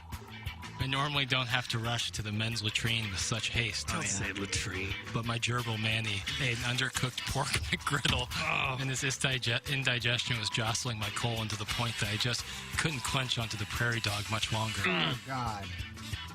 Did it? I kicked open the family arena men's room door, and I saw a gentleman at the urinal, his arm against the wall and releasing guttural moans that could only be heard over near the fry bar. As I waltzed nigh his stubborn pelvic floor, I sensed a stinging on my nostril that conveyed to me that he had an asparagus dish at Danny's last eve. I crept up behind him, stuck my hands in his back pockets of his jorts, and whispered in his ear, "Were they roasted? Did you marinate those spears in a stew consisting of a loosely related gentleman's sweet tinky brine?" Okay. Tinky brine, baby. I let his splashback warm my arms. I let his waist warm my soul. No. Think about it, Doug. That's enough. Tunnels Talty. Tunnels Talty just got himself suspended. I'm writing his name in the suspension log, and it is indeed leather bound. I'm writing his name in the cuts. Tunnels Talty will be suspended a period of 2 days' time, and I don't expect it feels real good. And those were the cuts of the week. Hey, this is Tim McKernan. The Ryan Kelly Morning After exists because of the name on the show, and that's Ryan Kelly. You have been our title sponsor for a decade. You are the one we thank, and many people around town, the one that gets the blame for the show. I do get the blame, too. I get all the glory and all the blame. I got to tell you, it's just humbling to hear what you just said. I remember I started with the text line sponsorship, and then after the first day, I go, I'll take the whole show. I love it so much. And refinance or buying a house, why'd you go anywhere else? Visit thehomeloanexpert.com. The Home Loan Expert LLC, NMLS number 1326240. This is Tim McKernan. I'd like to tell you about a company I started just a couple of years ago, and they still own. And it's called Sound Story. It's essentially a 1-hour interview that we do either in person or via Zoom with mothers, fathers, grandmothers, grandfathers. They come in and they tell their stories, education, growing up, and of course, family stories, the wisdom that they can share with their loved ones for generations to come. It's an audio heirloom. It's Sound Story. To learn more, go to mysoundstory.com. Here's Action Jackson with 3 more ways to get TMA content. Watch TMA on YouTube. Click the bell to subscribe. Download the podcast. Find it at tmastl.com or wherever you podcast. And check us out on TikTok at TMASTL. Thanks, Jackson. It's the Ryan Kelly Morning After on 105.7 FM HD2. Live from the Michelob Ultra Studios, KPNT FM HD2, Collinsville, St. Louis. This is TMA All Day. Now, back to the Ryan Kelly Morning After on KPNT HD2, Collinsville, St. Louis. Aux off. Aux off. This is Doug Gimm's theme music. Is it really? It's all keyboard, Doug's. You going to be doing any singing? I am, as soon as Christine starts. Reminds me of Bill Hole's Hole, doesn't it? Bill's Hole? I actually thought for a second Bill Holes was like some sort of Albert Bill Holes. What do you want to do? Aux is off, Doug. Yeah, people can't hear you. I bet you this sounds. Do you have to have me? Keep this segment going because no one can hear it. The way that I want you. Broadcasting solely for the studio. Sam Burns with the birdie. I want you. He's one back of Lahiri. Sha-la-la-la-la-la. That's what you thought on Thursday.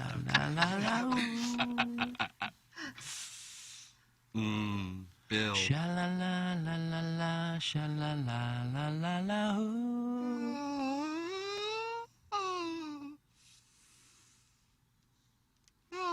La, la, la.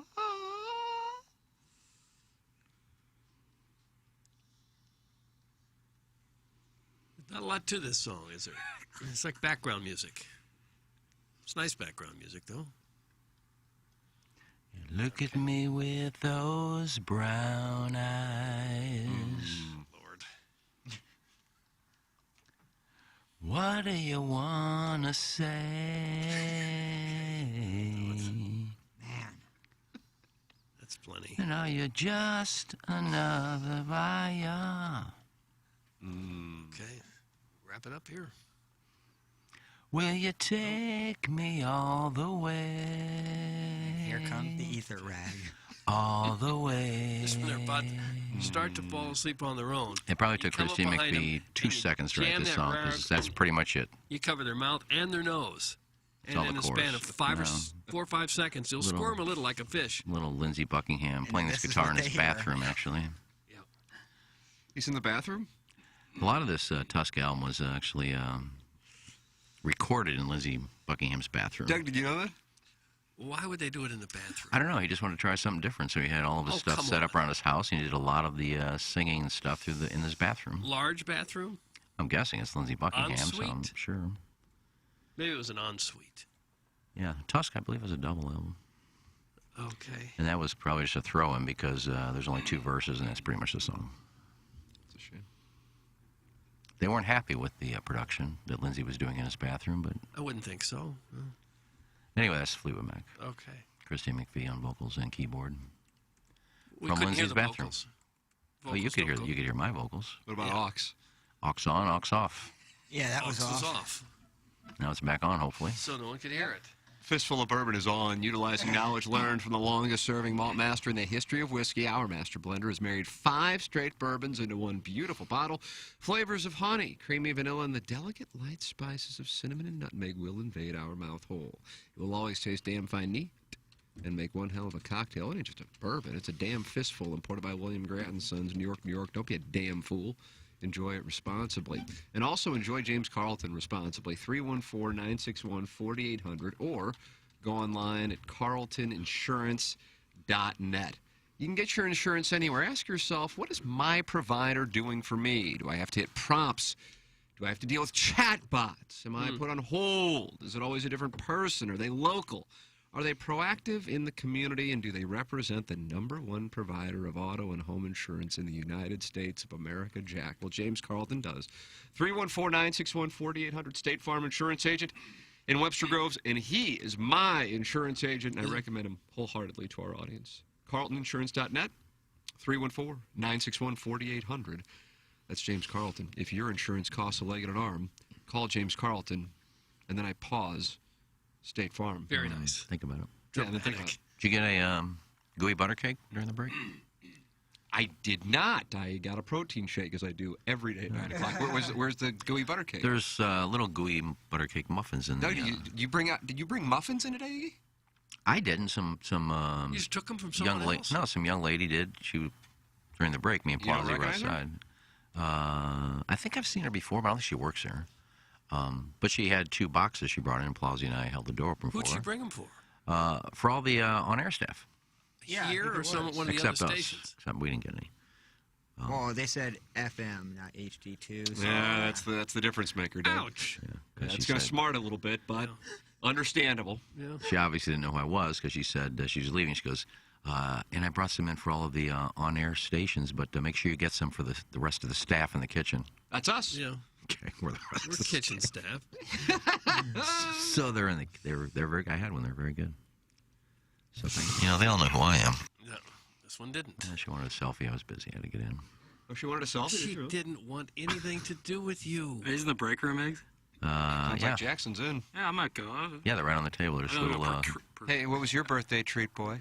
Me? Yeah, that's right. That's right. Saturday, I had one of the best lunches I've had in a long time. Went to a place called Balkan Treat Box in Webster. Balkan Treat Box. Heard good things. Oh, Never heard of that place. Got a doner kebab. It was outstanding. Heard good things. Balkan food.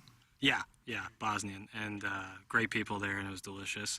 Got some Chinese food on Saturday night, and then had dinner at my parents' house last night with my whole family, and my dad grilled, and it was a lovely evening. They threw a big party for you, did they? No, we just had the family over, watched Selection Sunday, and had some grub. Well, you don't talk about the tournament. This Michigan team is an 11 seed, and they're going toward Billikens get in.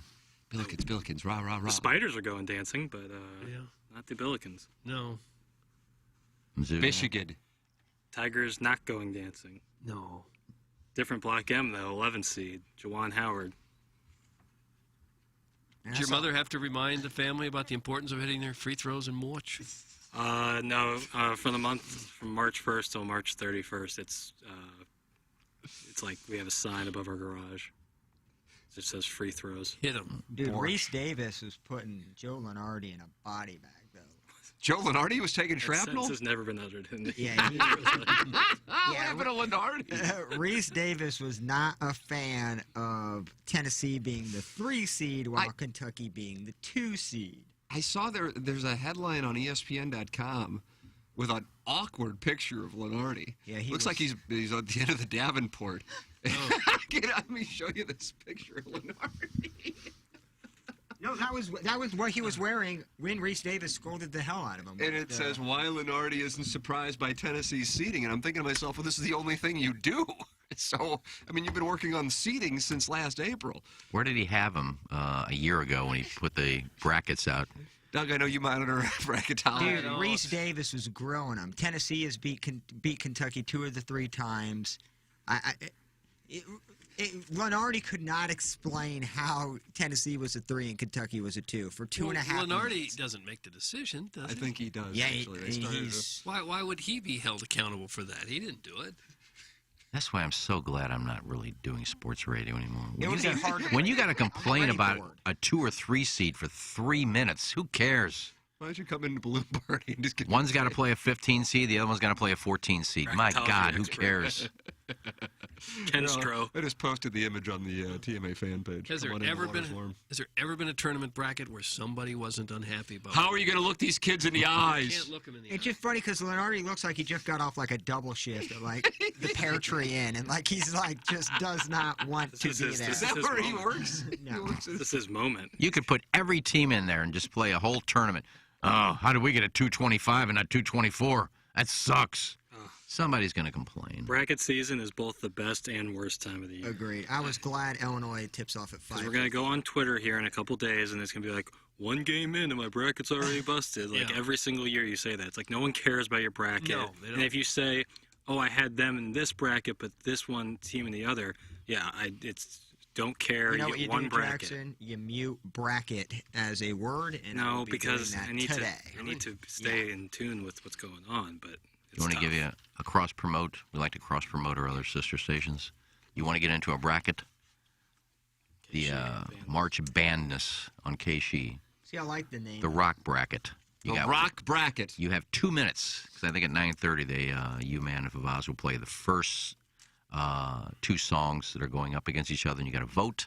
Huh? So you have 2 minutes to go sign up on KSHE 95. I'm in it. You can play against me and Favaz and UMan and Learn, and some other people are in there. So you got 2 minutes. If you don't want to play the NCAA bracket, go play the Rock Bracket. March Bandness on KSHE. There we go. I cross-promoted. You think people are excited for the chance to play against you? Well, they're probably will you excited to sign play when against it's over? Learn and Favaz and UMan and Mark Close, not me. Oh. Okay. But I'm an employee now, so I have to play in the employee bracket. I'm not allowed to. I play in the other one every year. I can't play in that one. I got to play in the employee bracket. Okay. But there's prizes for employees, too. Are there? If I win, I finally get that KSHE 55-year anniversary T-shirt or sweatshirt. Well, you could probably go buy one. Oh, you're not buying nothing, are you? You got a nose chortle for that one, Doug. Buy? Hey, before we get to Doug's story about olds, I just want to say this. Something you can do that will make you feel better about yourself, I found out over the weekend. That if you're not feeling too good about yourself, and well, I always feel good about myself, but for people that don't feel good about themselves, to make you feel better, we had my little niece Emma had her first communion party yesterday, and it was such a nice day. I mean, the day before it was like 10, 12 degrees. Yesterday was 66 degrees, 70 degrees outside. So we were doing all kinds of stuff outside, and I was playing soccer with my nephew Isaac and a few of the friends that were over there, and they're like 5, 6 years old. And I'm kicking rockets, and I'm kicking balls way up in the air. And they were all so impressed. Uncle Iggy is good at soccer. Do you see how high that ball went? Then we were playing wiffle ball, and I'm throwing it underhand to them, and they're trying to hit it. Then they pitch to me, and I'm knocking him over the fence. Uncle Iggy, look what he did. He knocked a home run. You feel good about yourself when you play against 5 or 6-year-olds. That's the lesson of that story. That's my lesson. If you want to feel better about yourself, play sports against 5 or 6-year-olds. Doug, there it is. That's a lesson. Man, that is deep, too. The fact that you're actually better than these preschoolers, that's Yes. nice.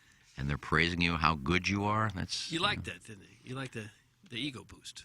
Yeah, it feels good when your 5-year-old nephew You really says, let him have it, didn't you? Iggy, you hit a home run, Uncle Iggy. Yeah, I knocked that one, didn't I, Isaac? So there's my suggestion. If you want to feel good about yourself, just play against 5 or 6-year-olds.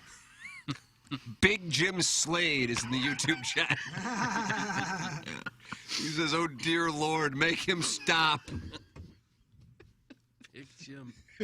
That wasn't a good tip for you, Big Jim Slade? You felt good about your athletic prowess because you got the better of a 5-year-old girl. Is that what that story was about? My nephew would be a guy, but Well, you said your niece had a birthday. yeah, and there were some other people out there, too. Chris Raby is listening to the show. He's texting into the EDF text inbox and says, "Freaking Isaac is turning into Biondo Jr."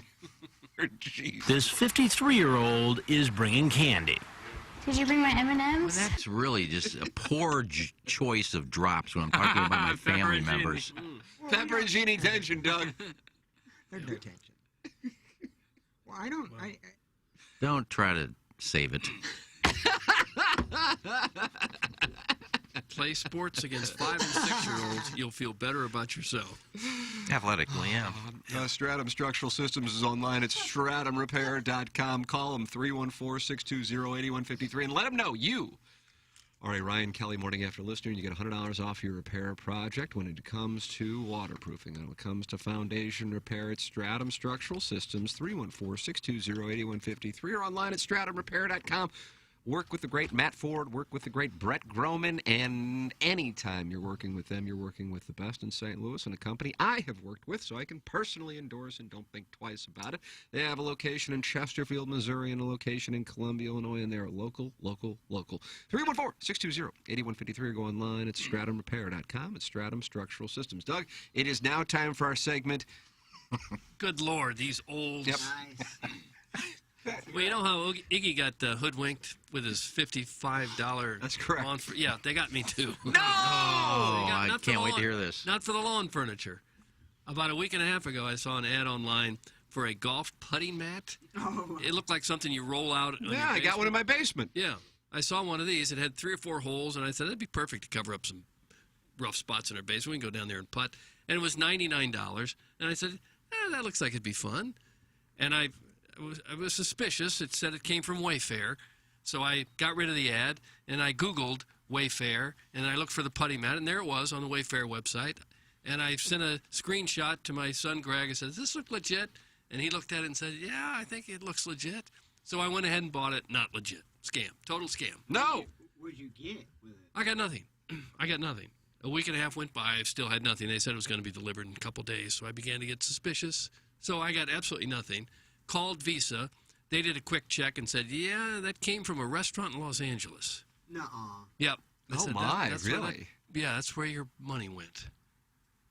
They said, we'll investigate it and refund the money. So I'm going to get the money back. But as it turns out, as I go back and look at the ad about a 4th time, there's a space between the Y and the F in Wayfair. Ah! Wayfair legit doesn't have any space. Is one word. This was Wayfair, 2 words. Wow. That was the only thing that differentiated it. So Visa said it went into a restaurant's. That's where they tracked it. Corporate account. That's where they tracked it to, a restaurant to L.A. Super weird. I'm guessing somebody hacked into a website, to a free Wi-Fi at a L.A. restaurant. I'm guessing. And maybe used that address to send out these phony ads. That's best I can come up with. That's a good guess. That's crazy, though. Yeah. They should get your money back. Yeah, they said they were going to get my money back. I didn't figure that. You boys should just stick to brick and mortar shopping. Really, we should. This is why we don't trust anything online, because there's more scammers out there than there are honest people. You should do any commerce you want to do. Just go in person. Yes, I agree. If you can't see the item you're willing to purchase, I agree with you on that. it ain't for you, Chief. How do you trust anybody? I guess the lesson is, unless you go looking for it, it's probably a scam. Right. If it's just presented to you nonstop, probably a scam. Or it's reputable, like Amazon. And I thought Wayfair was reputable. Well, they got me with a tiny space between way and fair. Well, I thought Home Depot was reputable. I know. Didn't turn out to be Home Depot. Usually when it's too good to be true, it always I understand 100 that. for a putting mat, though, isn't that? That seems I agree. Like This one. that seems like a right now. $90 for some patio furniture. That's at least four digits. $59.95. So. Right. Yeah, helping yourself. I didn't think it was too. I thought it was a good deal. It said it was normally like $300 or something. But I should have been smarter. Looking back, I remember it said there's only 15 left. Time's running out. You got to get it now. And then I said, okay, I'll do it. And then I went back to look at it again and check it out. It said only 200 left. Time running. That should have been the pinball. By then, I'd already sent in the money. I have one at home. I'll bring it for you tomorrow. Oh wow! How big is it? It's only a one. It's just single. You roll it out and it's just like. Oh, I've got one of those. It's only like 30 feet, but. Well, I appreciate it. I've got one of those. This would look like a whole enormous carpet. It was like it was. Yeah. Like 10 feet by 15 feet. So that'll cover up a perfect little spot in the basement. Go down there and putt. Nope. Scam! Scams and flams. Well, you donated to a restaurant now, I don't. Well, thank God that the credit card companies who make outrageous profits, they will at least work with you when you've been They don't scammed. really question it. Now, for mine, when I call, they're usually legit scam transaction. But yeah, credit card companies are pretty good. They're good about saying, customer all right, service. forget about okay, that. Yeah, that's fine. I just hope they really go after the people instead of just absorbing it all the time. Well, I don't know if they have the manpower to do that. I don't know. You think of the tens of millions that they must lose from that stuff. You'd think at some point you'd hire a staff to take care of some of that. Hire an outside maybe they third party. I don't know. Well, because if you don't, then the people just do it forever, right? Scams now are just like so common. Yeah, I know. Good Lord, these olds. Us olds have to stick together and just. Yeah, just don't buy anything. A little I'm done. community. I don't trust Amazon. I could, should. I trust Amazon. I don't trust anybody. I don't trust anybody. Amazon, I trust. Macy's, I trust. I trust Etsy now. I didn't know what Etsy was. Etsy's legit. But when they sent me my Nike slippers. Can you trust someone won't steal it from your front porch No, if you're I not can't home? trust that. No. At some point along the line, you can't trust it. Well, remember the old days, if you weren't home, you didn't get it. They would put a note on your door that we'll try to deliver it tomorrow. And after the third one, it goes back to wherever the warehouse is. You have to go get it yourself. That's now legit. it's just Amazon. They don't even knock anymore. They just throw it in front of your door. It depends how much the item is. Well, Beer Cats isn't happy about it all, and he says Iggy has a 30-foot-long putting mat. Does it start in his neighbor's kitchen and end in his bedroom? That's actually pretty good. I'll be No, honest. it kind of It's an have to joke. roll down the window to put the end of it out there. This is a 30-foot. It's a 30-foot long putting. Well, it's a tester. Iggy, you should just get like a 3-foot mat. I mean, that's where we need to start. I'll take a 30. If you got a 30-foot mat, I'll take it. It's really 30 feet. Yeah, it's probably more 10. Oh. It's a 30-foot I haven't mat. Give or take 20 feet. I haven't rolled it out. It's still in the wrapping. Oh, you never opened it up? It's No, got to it's be a brand new. 3-footer. I'll bring it for you anyway if you want it. All right. Give it to Greg or Doug or... Oh, I'm Doug.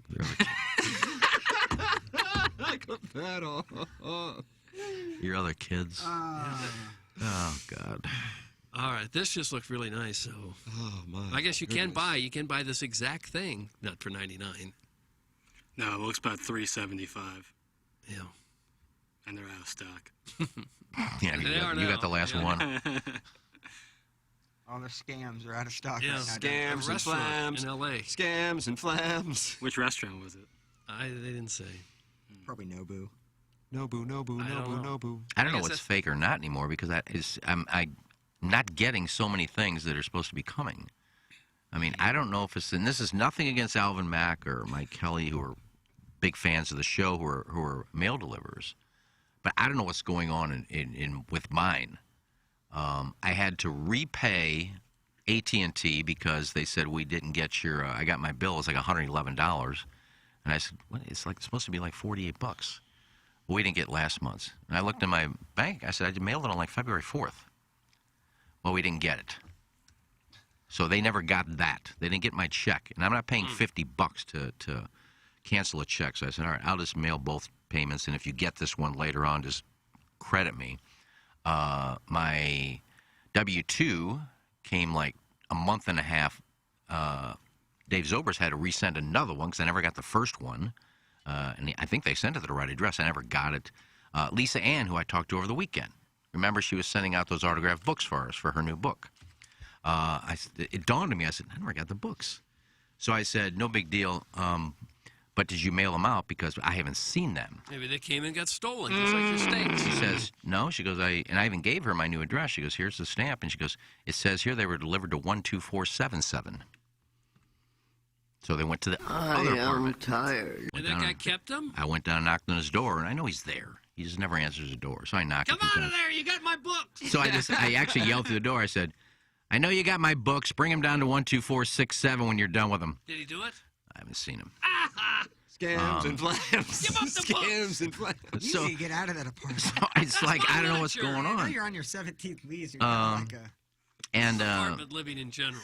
A friend of mine, and this is, I don't know what's going on with this, but, and this has to do with Learn, by the way. Well, a few weeks ago, probably closer to a month ago, the Cleveland AHL team was having a Dave Grohl bobblehead night. And I just saw Cleveland Barons? Is it the Barons? No, I think it's the Cleveland Monsters, I believe. Oh, and they just randomly had a Dave Grohl. Well, I think Dave Grohl's from there. No, he's from Seattle. Well, I don't know. He was going to. A lousy promotional night, but it's all they had. I don't know. Maybe it's part of the team. I don't know. It was just Dave Grohl bobblehead night. And Cleveland, the sister. And he was even autographing some for auction to raise money for charity. All right. So I just saw where Learn either tweeted or Instagram said, oh, I need one of these. So I have some friends in Cleveland. I reached out and I said, do you have any into this Cleveland AHL team? They go, yeah, we know one of the PR people. So I reached out to her and she goes, I'll see what I can do. She emailed me after the game and says, I snagged one for you. I will mail it out. Give me your address. I gave her my address and about a week and a half went by. Went to this other fellow. I said, I hate to bother you because you're doing me the big favor, but I never received it. Did you mail it? She goes, for some reason it came back. It's sitting on my desk. I'll repackage it and get it out to you. And that was like 2 weeks ago and still haven't seen it. So I don't know what is going on with my mail. Yeah, I don't know. Dave Grohl, born in Warren, Ohio. Yeah, Siggy! Oh, nice. So Yes, Siggy! There you go, Texter. He's from Seattle, man. I thought that was Jackson. It was me. Oh, I'm sorry. How dare you? But just blame it, Texter. I think he then moved to Virginia and Evanston, Illinois. He was all over the place. Scams and flams. But he obviously made it big in Seattle with skits and bits. Skits and bits. So, anyway, I'm not going off on the postal delivery people. I just don't. Well, I mean, I got mail from somebody who lives in the other complex across the road. That's not even close to the right address. No. I don't know what to do with it. I'm not going and delivering it to that person. So I just throw it back in the box and say, deliver it to them. The mail is only as good as that individual that delivers it to your home. I know, and I don't know if maybe there's, people have quit and they're having trouble filling those spots and rookies are doing the job. I don't know. You'd like your book at the very least. All of us got books. Lisa Ann sent out a book for all of us and autographed. I'd like to read it. Yeah, so would I. And this guy got them all? He got the whole box. Give me back my literature! I'll go down there again today. You know he's there. Well, he's looking at the people at you, holding these books. Gobble I'm not Bowl. giving them up. Gobble Bowl, because, I reach out to a lot of major league teams, baseball teams, that send me stuff every year. And this year I said, this is my new address because I moved. I guess they're still, instead of using that, they just go into their computer and it's the same address. And a lot of the balls that were signed were going to 12477. Same guy's getting a windfall of stuff. Same guy. And I kept He knocking. should start his own charity. I called the complex. I said, this guy's not answering the door. And the balls were delivered to his. He's there. So he said, well, we called him. He said he didn't get them. Then like a week later, we got 3 balls down here for you. Yeah, okay. So anyway, it's just, I don't know what's going on. This is brutal. It is brutal. I moved 50 yards and I'm having so much trouble. My God. Now, is this going to your old place or an entirely different apartment? No, my old place. That's why I walk down. It's one building down. I knock on the door and he don't answer. He never answers. You think maybe you ought to go back to the post office and file another change of address? I've already changed address. I told them change of address. Well, it's the post office, so they probably I know, are but paying maybe attention if you did it one more time, this wouldn't happen. It's worth a shot, isn't it? No, it's just they're going to old addresses. They're. Well, I understand, but that's how you prevent that. Well, I've already filled it out. I don't know what to tell them. I know. Maybe they didn't get it. I don't know. I know this is a boring segment, but it's just it really did. It really did piss me off that all this stuff is not coming to the house. It's not. The one that really pissed me off is the learned bobblehead I was trying to get far. I don't know where the hell that thing is. Same place. This guy It could be the same place? Why he keeps getting all these nice presents, and he's not giving them up. You know he's in there. I know he's in there. That's why I said in the door. I said, I know you're in there. Just bring the books down to 12467. Give me back my stuff. Give me back my son. Give me back my books. So I feel bad for Lisa Ann. She sent out like 6 books for us and autographed them all to And he us. didn't need every one of them. He probably sold them. Yeah, I mean, I don't know what his name is, but I can see him in there. even if his name is after one of us, if his name's Doug, there's 4 of them he doesn't need. Well, isn't that a federal offense to keep an open mail that's not yours? It was addressed to 12477. I don't know. But not his name. No, that's true. I don't know what to tell you. It's just frustrating. I would go to the post office. I would start there and say, are you sure you got my change of address? Because I got a lot of mail that's not going to my new address. I will. Then I'll leave and fill say, out another form. This guy complaining. We'll see if he gets his mail. Oh, well, I think that would be the first step anyway. That's the first step I did when I moved. I know, change of address. But maybe it didn't go to everybody it needed to go to. Anyway. Jackson and I have balloon party in 15 minutes. Oh. It's also known as Tim and Lil Tex. What's your topic of the day? What's your first one? I got to be honest with you. Sports-wise, you got so damn much. Yeah, there's a lot to talk Doug, what would you lead with if you were going on to a show where the audience hates you? My rule of thumb has always been, when in doubt, it's the Cardinals. I think the Trevor Story thing is actually... Now, we have sound from John Mozeliak saying they're not in the shortstop market. But maybe it's a bluff. Yeah, take a listen. I don't think so. I met with Paulie prior to the lockout. You know, we told him we thought he could be our shortstop. We want to give him that vote of confidence. Obviously, there's going to be some competition in this camp with even somebody like Amundo Sosa. But in terms of like going outside of that, I don't think that makes a whole lot of sense for us. And, you know, ultimately, he wants to prove he can get back to where he once was. And so as I was walking up to jump on your radio show, I ran into him. And, you know, he's super pumped. He said he's had a very useful off season, and he's excited to show us what he's been up to.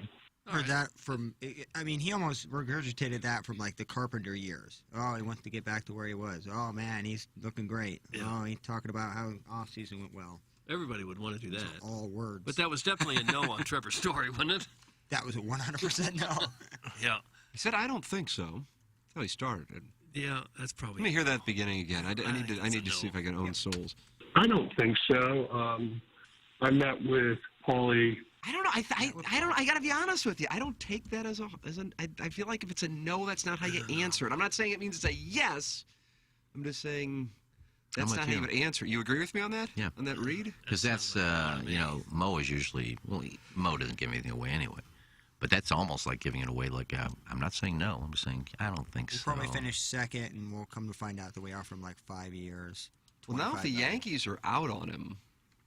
Colorado signed Dave Concepcion. Yeah. So I wonder. And then the Cubs signed Simmons. The Astros are going all in on trying to keep Correa. There's some big-time free agent shortstops coming on the market next year as well. Maybe Story takes a 1-year deal. That would be the ideal situation. Or maybe the Cardinals hang with DeYoung one more year, and if it doesn't work out, then they get a free agent next year. What did Corey Sager sign for? Wasn't 300 plus milli. 325, I think. So and he's going to play in that warehouse, right? That's where he went? Yeah. What's Story going to ask for? 300, probably. I would say 240, 250 would be probably what he's worth. Yeah, maybe it makes more sense to keep DeYoung there and spend that money on a difference-making designated hitter. Or a pitcher. Either one of those are much more high priority. You're going to have a clunker in the infield. You're not going to have superstars at every position there. Yeah. You locked up 3 of the 4-year outfields, young, with a lot of potential. I think if you're going to try really hard for Waino and Yadi's last year, I think you got to go pitching depth because it's always been the issue. It was so long ago that didn't the Cardinals sign Steven Matz They did. Early on. That was They did. before the lockout. Yep. Yeah, so there's another starter they have. You know, honestly, I almost completely forgot about that. Yeah. So what's their rotation right now if you had to start playing You got games Hudson, right now? Matz, Wayno, Flaherty. Michaelis, there you go. Michaelis. Okay. Scams That's and pretty good. Not bad. Not great. But, you know, a couple will get hurt. Every year, a couple of them get Well, hurt. Dakota's coming off of an injury as well. So Doug calls him Dak, just so you know. Yeah, Dak's the man. Enterprise Contracting, and Connor Lee's the man. Enterprise Contracting is your locally owned and operated storm damage insurance claim specialist in roofing, siding, and gutter replacement and repair. They can help evaluate your home for storm damage from hail and wind that the St. Louis area continually receives year-round. If you're not looking to go through the insurance claim process, Enterprise Contracting can help you get financed for your exterior replacement project. Uploading your exteriors, upgrading your exteriors helps your home value and resale value if you are considering selling your home during the current record high home values. Give Connor Lee and the pros at Enterprise Contracting a call and inquire about their free storm damage evaluation. Let them know you're a Ryan Kelly Morning After listener. Call 314-455-5000. That's 314-455-5000. And then think about it. That's exactly right. Think about it. Ladies and gentlemen, it's time for the Design, Air, Heating, and Cooling Email of the Day. Appreciable show today, Tim. One of your best. But this email is about last weekend. Something needs to be said, and I'm going to say it. Stop beating yourself up. I mean, is what we did so wrong? Show me. Show me the law that says an engaged man from Arnold and a married man from Sunset Hills can't meet to have sex in a parking lot on a beautiful Sunday afternoon. It was magical, and I'm not ashamed at all. In fact, I once more. That's from Gavin, and then the last name is Head. Oh. Well, you've been engaged for 20 years, so. Gavin Head. He's new. It's Kevin Miller. You know, you talk about the tournament. Now that the 2022 tournament is in the books, what's it going to be like when Ricky Petito takes on our Missouri Tigers down to Houston for their first ever Final Four appearance? They beat Calipari, Izzo, Bortelli, Oriema, Massimino, Mussolini, Mazzoni, Tattaglia, and Corleone. It'll be awesome, baby. Don't let me down, Jimmy Cruz. It's Steve at One Cardinal Way. Steve in Ballpark Village. Also, Jackson, just call me next time. I'll come over and dance with you at Tin Roof. God, I'm 2 minutes away. That's a nice offer. Oh, it's Steve, and he's over at Ballpark Village, Yeah, Doug? he is. Yeah, Ballpark Village. Looks like Brian Henshin sent 2 in today. That's accurate. And Young, holy hell, Boots was on a heater today. Tuned in for the show open. I wish my wonderful virgin and idol, the Plowhawk. But then, right on cue, hashtag can happen. Beep, bleep, beep, bloop. Happy birthday, boys. Now, watch me hijack. I had over 600 people wish me happy birthday a couple years ago. Never mind how outlandish that claim is or that it's easily debunked. Just roll with it, baby. Now, watch me deflect and distract with a sharp non sequitur.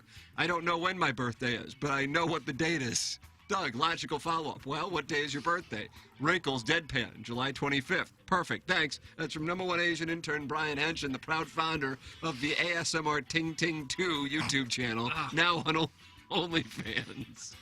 So you were upset that I wished Plowsy a happy birthday before you. That's the gist of that? Oh, Now go back a couple years and count and see how many I had. And Brian Henshin Part 2. And Young, holy hell.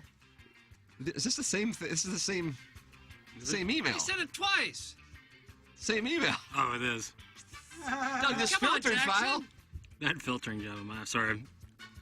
You Sending said it out a tweet. twice. Sending It's out a so tweet. filtered. Well, what's going on in your tweet? You got a Missouri basketball update? Kind of like a little meme.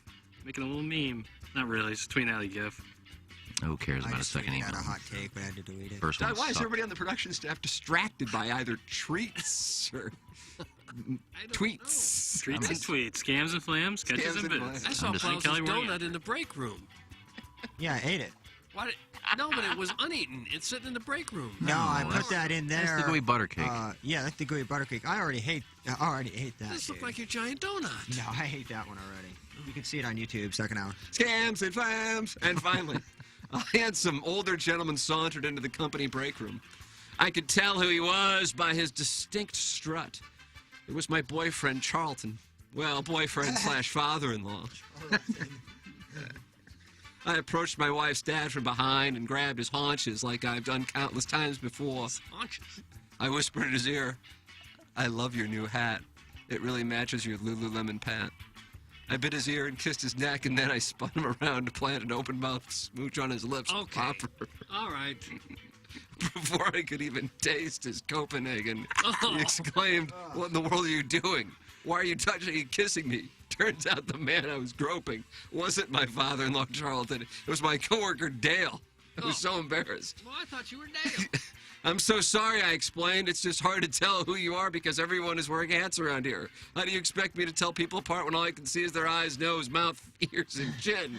You know, like almost their entire face. Makes sense if you don't think about it. Thanks, that's the JV golf coach. Just lost my vote. JV golf coach. I wonder where it was going, but yeah, I know. Well, Doug, a lot to choose from here. Well, I think this is an easy one. I thought we had one fantastic email that came from Steve in Ballpark Village.